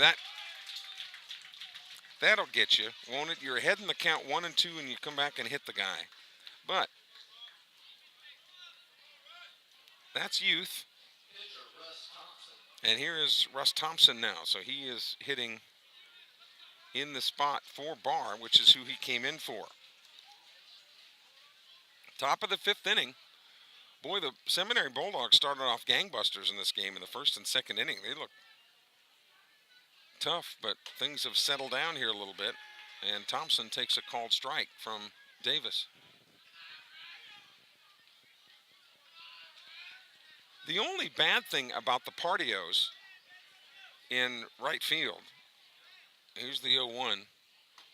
That's low. And it wouldn't be so bad for Cade Clinton, but the fans out there, you can hear their casual conversations, things that are going on. I don't know, it might be a little bit difficult to concentrate. And of course, if you're the opponents for Sumrall, probably get an earful every once in a while from the fans out there. Swing and a miss. Thompson way behind the fastball. But that's what you call home field advantage, right? And I'm sure the Bobcat fans out there in right will do what they can to help. The 1-2 pitch. Low. Framed by Walker Long trying to get the call. Thompson will be followed by Waylon Reynolds, the third baseman. Reynolds is 0 for 1. He's lined out and walked. Here's the 2-2. Nubbed it into the screen, was able to just get a piece of it.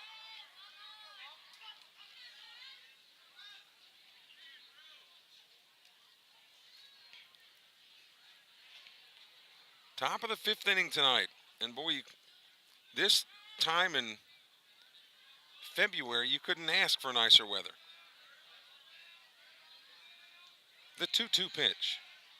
Breaking ball out, 3-2.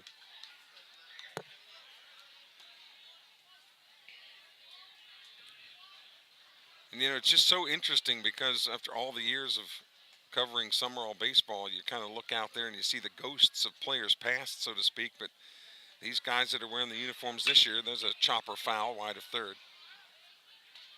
The beat goes on, as Sonny and Cher used to sing back in the 1960s. I mean, this is Sumrall baseball. It doesn't matter who the guys are. They know what to do, and this is what they do, is play baseball. The 3-2 pitch from Davis. He got him on strikes.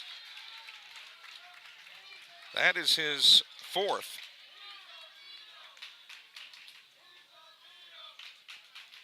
And Andy Davis comes out. And he might have been on a pitch count. And he's calling for the lefty. And again, he's got 3 lefties. And gets a hug from dad and coach. And he'll come off the mound to a round of applause.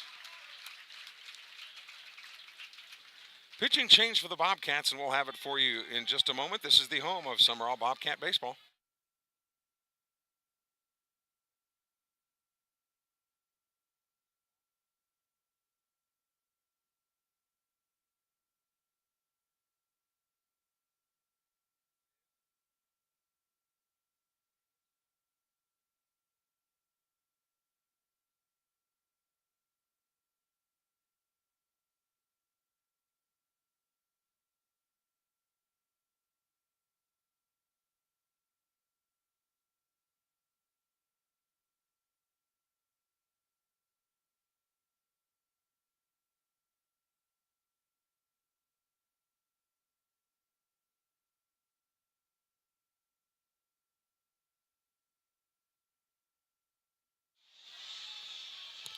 Left-hander Keaton Malden, who I think is a senior.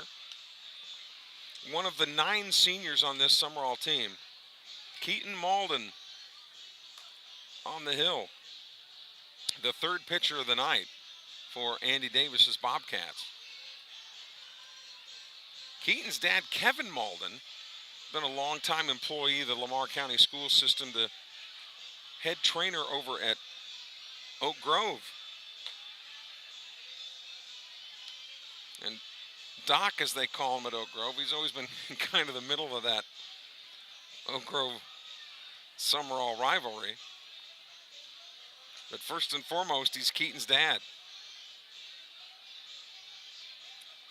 So, Malden coming on here in the top of the 5th inning. He will inherit a runner at first base with 1 out, and he'll face Waylon Reynolds.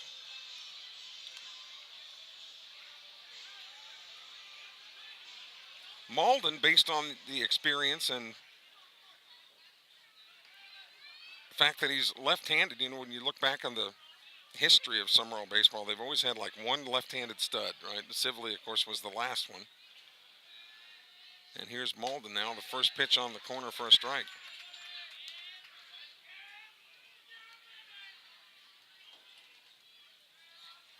Bobcat middle infield is in double play depth. That one's short. And you'd think of all the Sumrall teams throughout the years, you would think at some point there would be a big Sumrall team, right? Guys, but it's just never been the case. Swing and a miss. Obviously, it doesn't affect their ability to win, but you would just think statistically there would be a year or two that just some big guys would come through the system, but not the case. Here's the 1-2. Swing and a miss. Boy, Malden wasted little time there in retiring Reynolds. And here comes Landon Bush, the second baseman. I wonder if when he comes up to bat, they use the sound effect, Bush, like on TV. I guess not, because it's a adult beverage commercial, but it would be kind of cool, wouldn't it? First pitch high and inside. 1-0 pitch. Swing and a miss.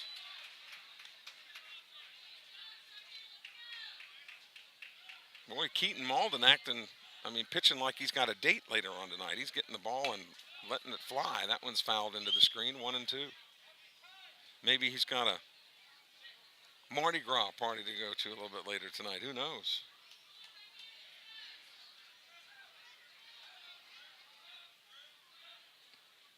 The 1-2 pitch.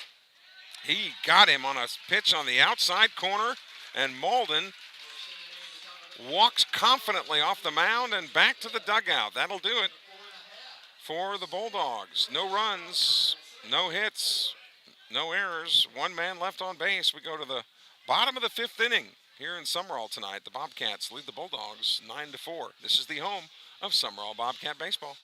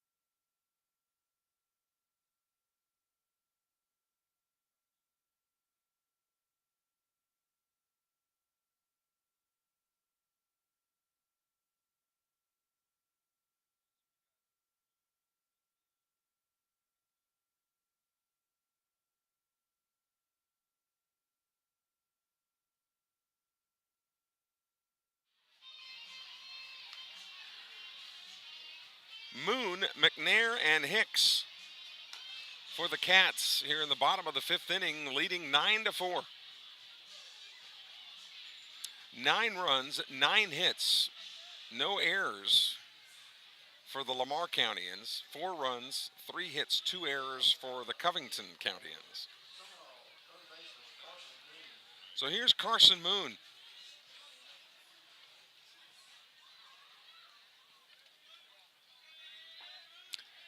I've heard of half moons, I've heard of new moons, I've heard of crescent moons, and I've heard of blue moons. And now, Carson Moon leading off here in the bottom of the fifth inning. First pitch is a strike at the knees.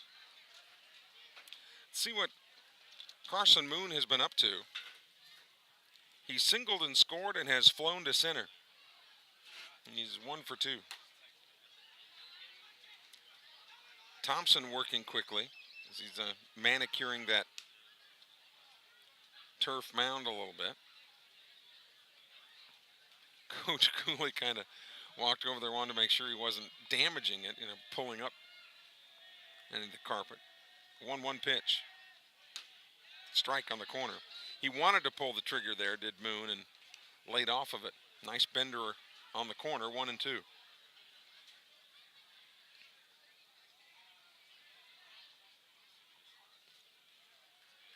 Bulldogs defensively, swing and a miss.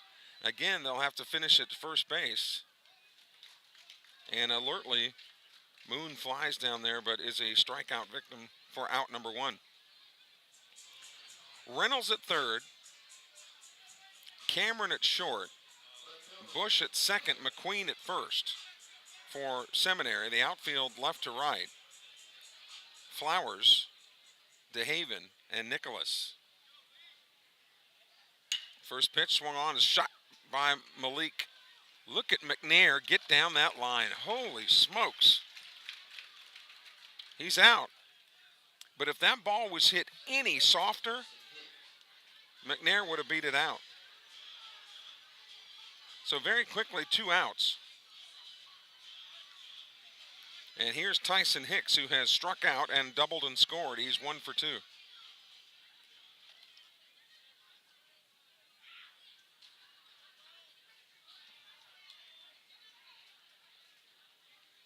First pitch is high and inside. When you look at this Sumrall batting order, all but one player for Sumrall has gotten a hit tonight. It's been a real team effort. Leading Seminary 9-4 here in the bottom of the 5th. Keaton Malden on in relief of Drew Davis. That's inside, 2-0.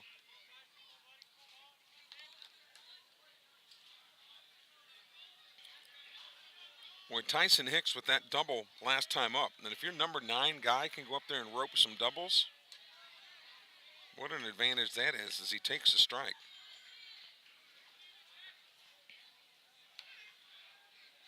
Landon Holloman on deck. I'm sure this is one of several different uniform combinations the Bobcats will sport this year. Here's the 2-1. I know in years past the powder blues have always been the favorite. I think that probably continues to be the case. Or Columbia blue is that I think is the official name of it. Swung on. Here's a slow roller right back to the mound. He has to gather himself and throw over to first base. And Thompson really struggled with that hill, but he ultimately made the throw to first base. The Bobcats are up and down in order in the 5th. No runs, no hits, no errors, no one left on base. Malden comes back for another inning of work. As we head to the top of the 6th inning, the Bobcats lead the Bulldogs 9-4. This is your home for Sumrall Bobcat Baseball.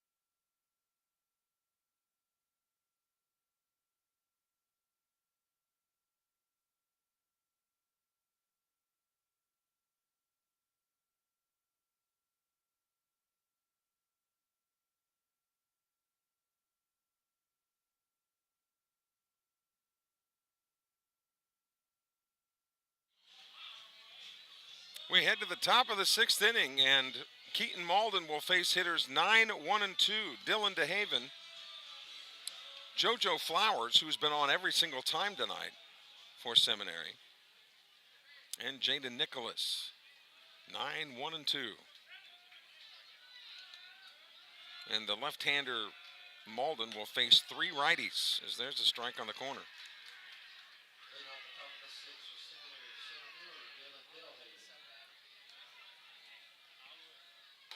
And Malden working quickly. DeHaven has been hit by a pitch and scored and struck out. He's officially 0 for 1. 1-1 pitch, swing and a miss. Malden only faced 2 hitters in the 5th and struck them both out. Here's the 1-2 effort. Swing and a miss. He's down on strikes. So Cy Young on the hill here for Seminary or for Sumrall. 3 hitters, 3 strikeouts. Now, if he gets JoJo Flowers out, he's done something. Flowers has walked every time. There's a swing and a miss. He has scored 2 of the Seminary 4 runs.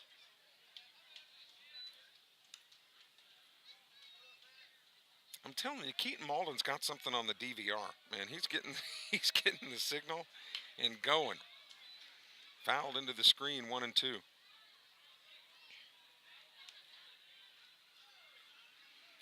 Nine to 4. Bobcats lead it. Here in the top of the 6th inning. Tried to get him to chase one out of the zone. 2 balls and 2 strikes. Base is empty. 1 out here in the top of the 6th inning. Thanks to all of our sponsors for making the webcast possible. Here's the 3-2. Ball 4. He walked again. JoJo Flowers has walked 4 times.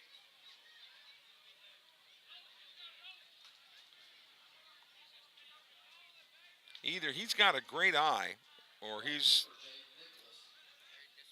the best hitter since Babe Ruth. Throw to first. Back just in time. Nicholas has singled and scored. He's lined to left and struck out looking. He's 1 for 3.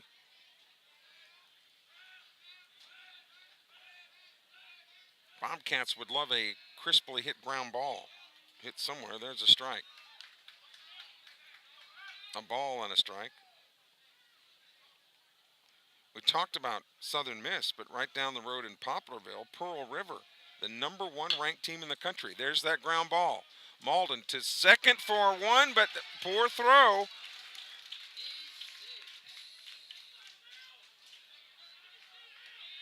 Six gets the error.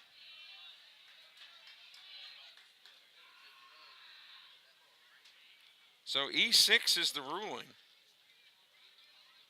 Flowers is safe at second. Nicholas is aboard. And here's J.D. Harvey. That was exactly what the Bobcats wanted right there, was that sharply hit ground ball. And ideally, the pitcher wants to throw that ball just to the first base side of second base so that the shortstop coming across the bag can field it, and then the momentum carrying the shortstop over the second base bag, then make the throw onto first base. But that's not what happened. 1-0 pitch. Strike. A ball, a strike, and an out.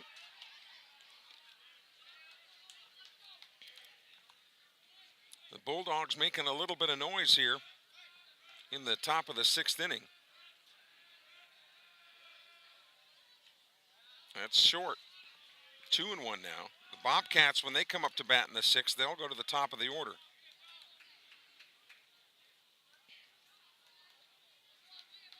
Keaton Malden had struck out the first 3 men he'd faced.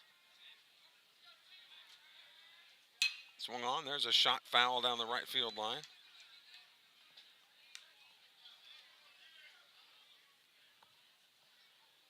Andy Davis getting to use some of these arms that he talked about. We mentioned Malden, one of the 3 lefties that he's got. Now, how many high schools across the country have 3 pitchers, period? Sumrall's got 3 lefties. That's outside. 3-2.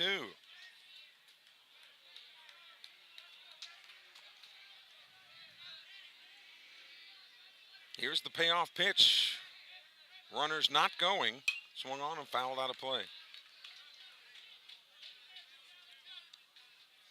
Normally, if you're ahead in a game like this, if Sumrall was in this same situation, you'd probably put the runners in motion, but you can't afford the outs, as the Sumrall bullpen now getting busy. 3-2 pitch. Here's a fly ball toward right field. It's caught. Out in right, no problem at all for Cade Clinton. And that is the second out of the inning. So runners at first and second with 2 away, and here's the designated hitter, Tyler Keys, who has popped to short, singled with a couple of RBIs, and grounded to short. Bulldogs batting in the top of the 6th inning. Bobcats in control here, 9-4.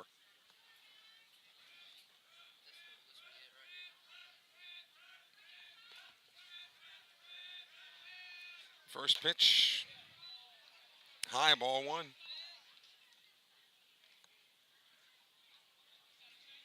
Keaton Malden, kind of a prototype left-hander. You know, you just don't see a lot of flame-throwing left-handers. I think Randy Johnson was probably the only left-hander that threw really, really hard in his career in the big leagues. But other than that, lefties are kind of known as finesse guys. Frank Tanana years ago used to throw really hard and then had some arm issues and came back and was much more successful as that finesse guy. Kids, you'll have to Google him, Frank Tanana, just like banana but with a T. 2-0 the count. Sumrall Lady Bobcats win in softball tonight, 14-4. 14-4, the Lady Cats chalk up a dub. Here's the 2-0. Low, 3-0.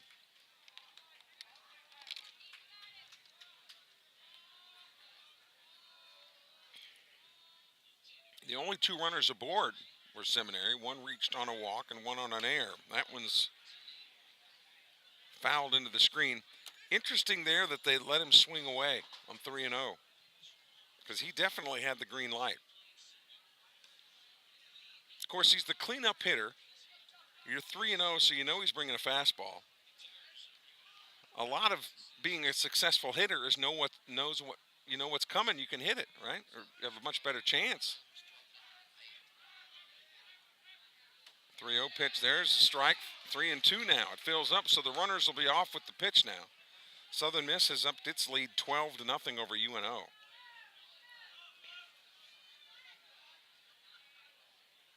So once Malden commits to the plate, the runners will be going. And knowing that, he backed off the rubber.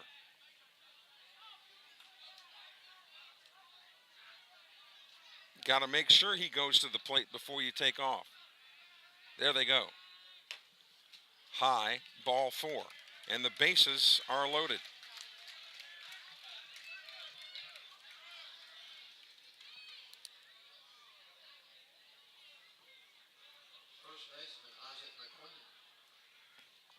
But now you've got the advantage of the lefty-lefty matchup. Keaton Malden trying to get out of this. The game is not in jeopardy. A little floater to short. Landon Holloman, crazy hop, but is able to field it and makes the throw in time. So the Bulldogs will strand 3 in the top of the 6th inning. No hits, but they stranded 3. So we go to the bottom of the 6th inning. It's your Sumrall Bobcats 9, the Seminary Bulldogs 4. Back in a moment. This is the home of Sumrall Bobcat Baseball.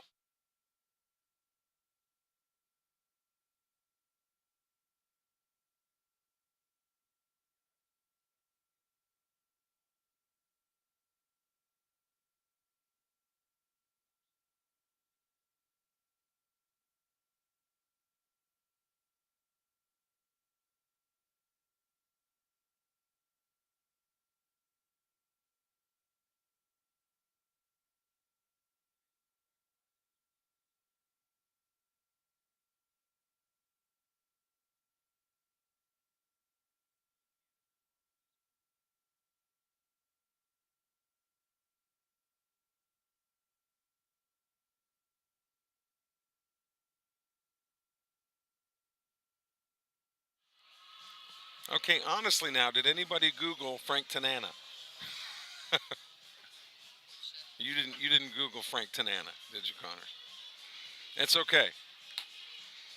So we go to the bottom of the 6th inning. Sumrall looking for some insurance, although 5 should be enough. Landon Holloman will lead it off. Walker Long and Barrett Brazil will be the 3 that Sumrall sends to the plate here in the 6th. Thompson's 2nd inning of work.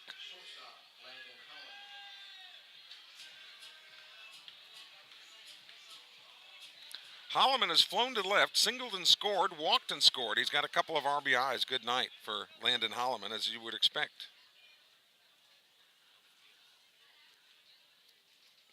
You would expect a 3-year starter and a senior shortstop. First pitch, check swing, but he went around for strike one. I remember the first time I saw Holloman play as a sophomore. I didn't know him from Adam's House Cat, but I said, man, that, speaking of cats, I said, that cat can flash the leather. He is really good. And he has not disappointed in his career.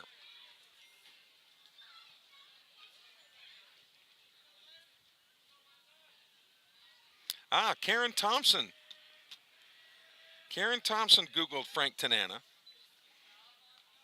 Tanana started his career with the California Angels back. They weren't the LA Angels of Anaheim. They were the California Angels and pitched a little bit for the Mets, pitched for the Tigers.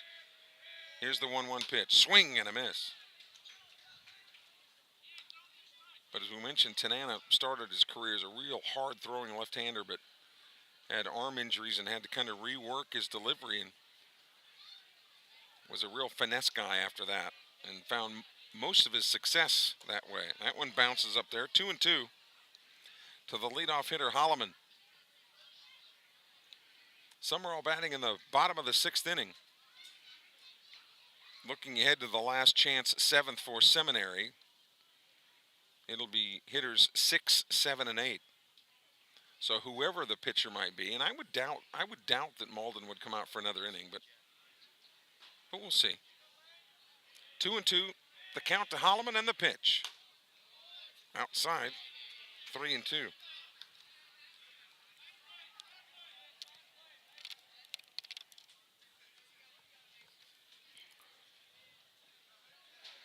Righty versus righty, the matchup, and the pitch. High and inside, ball 4. So Holloman, for the second consecutive time, has milked a walk out of the Seminary pitching staff, and there's only been 2 pitchers, Wade Barr and Russ Thompson. Here's Walker Long, who's got a couple of singles and 3 runs batted in tonight. So if Andy Davis was looking for a solid 2 guy, Walker Long certainly has performed well tonight in that role. Perry Central coming in here Friday night, the 24th. Runner going, no throw. Holloman into second base.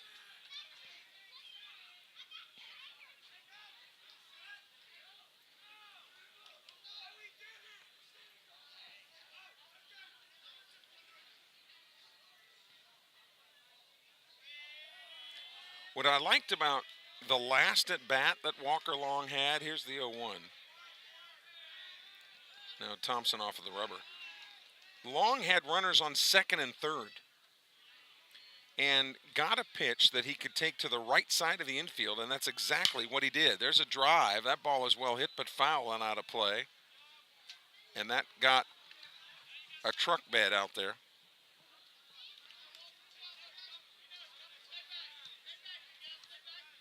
Holloman was off to the races on that play, so he had to go back and reset.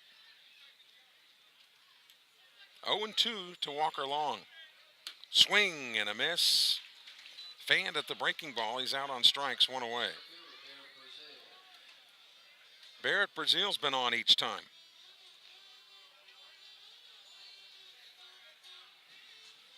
Triple, single, walk, run scored, RBI. Have a night, Barrett Brazil. Again, if you missed it, the softball team won tonight 14-4. That pitch is in. Leo Odom on deck. You remember his brother Levi, who was quite an institution here the last couple of years. Levi, I think Levi's down at Gulf Coast now. Leo on deck. Here's the 1-0. Swung on. There's a grounder to second. Should be routine. It is. There's 2 away, but the runner advances to third on the play. First time tonight Brazil's been retired. And here is the aforementioned Leo Odom.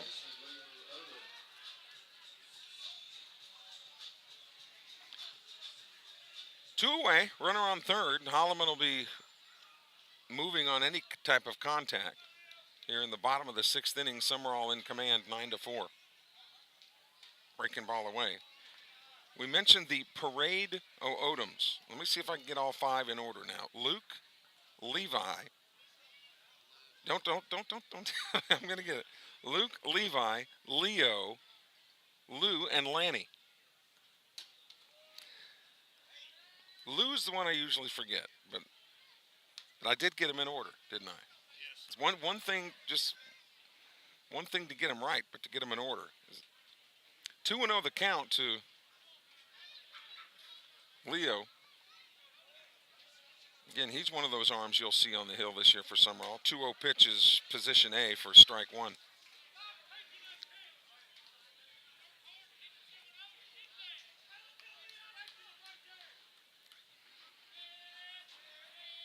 Coach Cooley a little bit vocal at first base saying, don't take that pitch. You know, it's a fastball. It's there. Hammer it.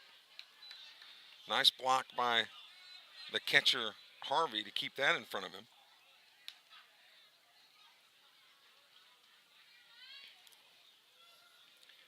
Again, between myself and Tyler Johnson, who does a lot of work for Pearl River Community College, I think we're going to have most all these games covered for you. There's a foul. Kind of like that one hit the aluminum right above us here. Like at the carnival, do we have a winner? The bell got rung. So the count's full, 3-2, but I think you fans are going to like Tyler Johnson. He and I will try to split the schedule. And get these games covered for you. 3-2 pitch, there's a chopper toward the middle of the infield. That'll be ruled a base hit. There's no way they were going to throw Odom out even had they fielded the ball. An RBI single for Odom.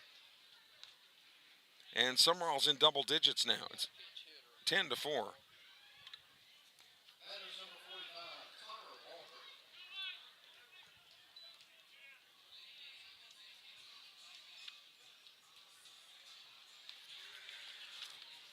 So the Bobcats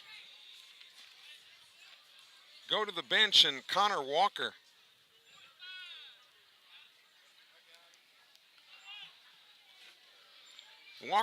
the left-handed hitter. Up there, Odom will take a pretty decent lead at first base. So there's only been 2 innings tonight where Sumrall has not played at any runs. That was the third and the fifth. In fact, both of those innings, they went in order. That pitch is way outside. That obviously got away from Thompson. And Odom strolls down to second base.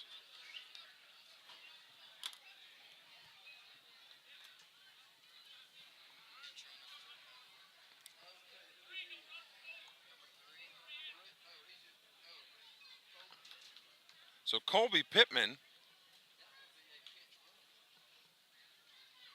goes in to run at second base.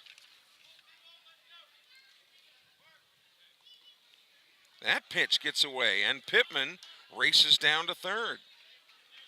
So Walker ahead in the count here, 2-0. So again, if you're a hitter, this is what you call a hitter's count. All right, so on 2-0, he's going to bring a fastball. All right, so load and hammer it. There it is, but it's inside. 3-0.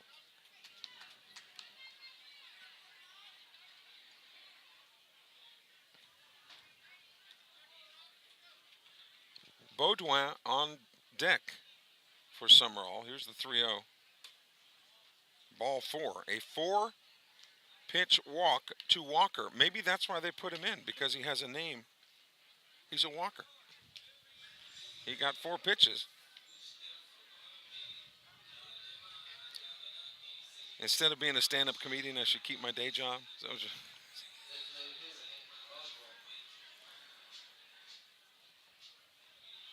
Hampton Baudouin, 1 for 3 with a single and a run scored. He's got runners at the corners here with 2 away. First pitch to him is a breaking ball and a beauty on the corner for strike 1. Should he reach, then Carson Moon would come back to the plate. Sumrall ahead, 10-4. That happens to be the score as well. Swung on, chopper toward third. One bounce, throw over to first base, and that retires the side. Baudouin out on the 5-3, and so to the Bobcats. But they come up with 1 run on 1 hit. There were no errors, 2 men left on base. We go to the last chance, 7th inning. It's the Bobcats 10, the Bulldogs 4. This is the home of Sumrall Bobcat baseball.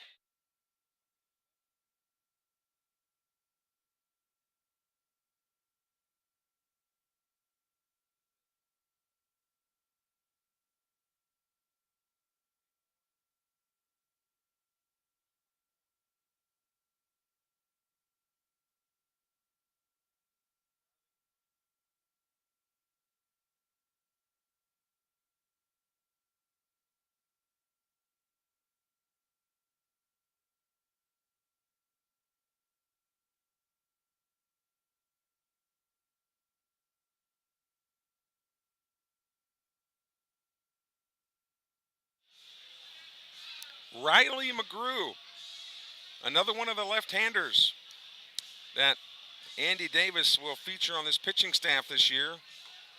McGrew comes in. He's more of a 3/4 delivery guy.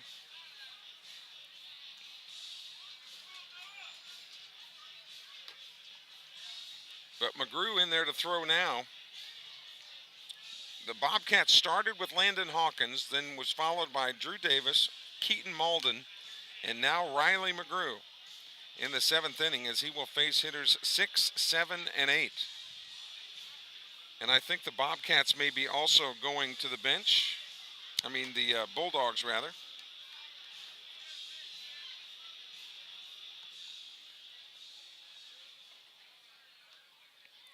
Going to the bench here in the last half of the 7th inning. Our next webcast will be Friday night. Friday night when the Perry Central Bulldogs come to Sumrall, part of like a 6-game homestand or something like that for the Bobcats. Of course, with this turfed field, a lot of teams that have natural grass and the fields don't drain very well if it rains too much, games get moved here quite a bit. So the Bulldogs will go to the bench here.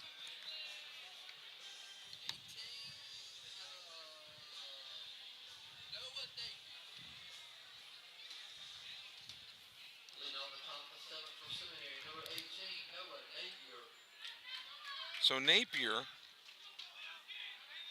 Napier in the lineup now. A right-handed hitter to face McGrew. First pitch is outside, ball 1.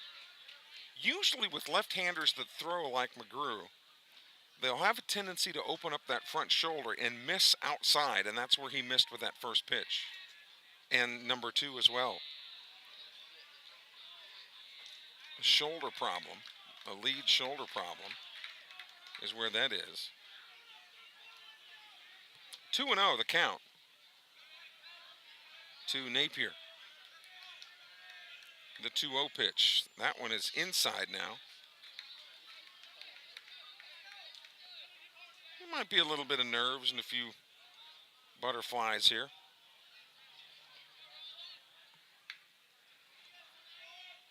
But Napier will be on the take here on a 3-0 count. And it's a 4-pitch walk to start off the inning. And here's Waylon Reynolds. I like that name, Waylon. That's kind of old school, isn't it? Waylon Jennings, the old outlaw, country music. McGrew quickly going to work. The first pitch is a strike. There you go. Once you get that first one, get feeling a little bit more comfortable. The type of delivery that McGrew has, too, conducive to ground balls. That one's fouled into the screen. 0-2. And his teammates, Sumrall teammates, are up on the bench really encouraging him. JV varsity doubleheader this Friday. Perry Central comes to town. 4:30 for the JV, 6:30 for the varsity. Swung on, ground ball to second, should be 2. Flips to second for 1, over to first, double play. How about that?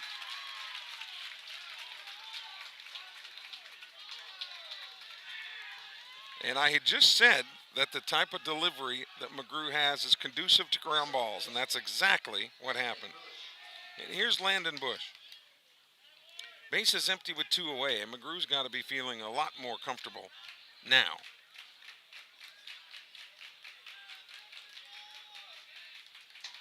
First pitch to Bush, and he got hit.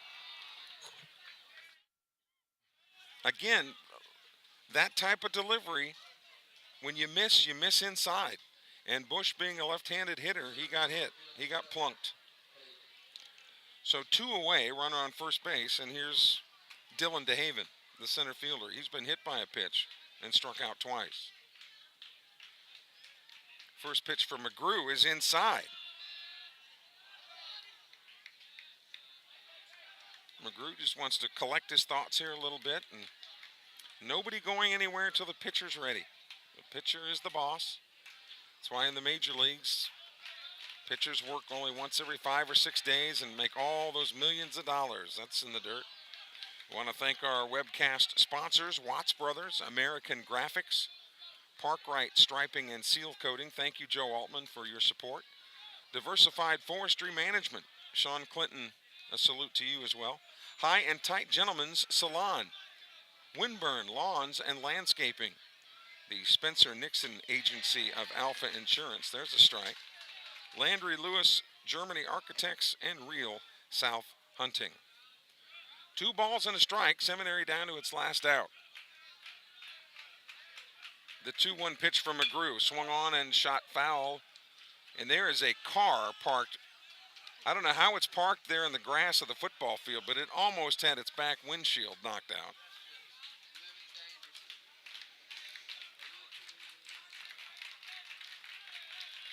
Two balls, 2 strikes, 2 outs. That pitch is outside. So as the count fills up now, Landon Bush will be off with the pitch. Seminary has only had 3 hits tonight. Bobcat pitching has been terrific. Here's the 3-2 pitch. Outside, ball 4. And again, where McGrew is missing is outside. Front shoulder not closing up. Runners on first and second, 2 outs, and they go back to the top of the order, and JoJo Flowers.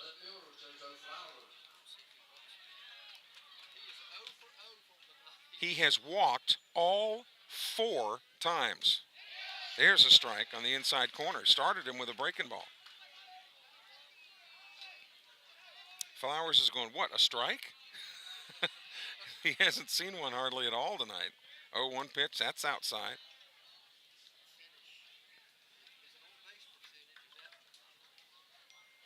Batting average is 0, but his on-base percentage is 1,000.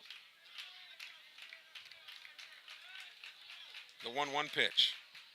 Breaking ball. Ooh, wow, that just missed. That would have been a good one for McGrew to get. Again, this is where these youngsters get the experience. The 2-1 pitch, swung on, chopper to short. Holloman's got it. Across his body, the throw to first base, and that retires the side. It's almost like Holloman would rather throw it across his body than square it up. 10 runs, 10 hits, 1 error for Sumrall. 4 runs, 3 hits, 2 errors for Seminary. The Bobcats move their record to 2-1 on the year, and will get ready for the Perry Central Bulldogs to come in here on Friday night for a JV varsity doubleheader starting at 4:30. Sumrall has defeated Seminary 10-4. Thank you for joining us. Thanks to all of our sponsors. For producer engineers Richard Thompson and Brody Courtney, I'm Kelly Sanner. Thanks for joining us. We'll talk to you again Friday night when Sumrall entertains Perry Central. You've been watching Sumrall Bobcat Baseball on the Sumrall Athletics YouTube channel.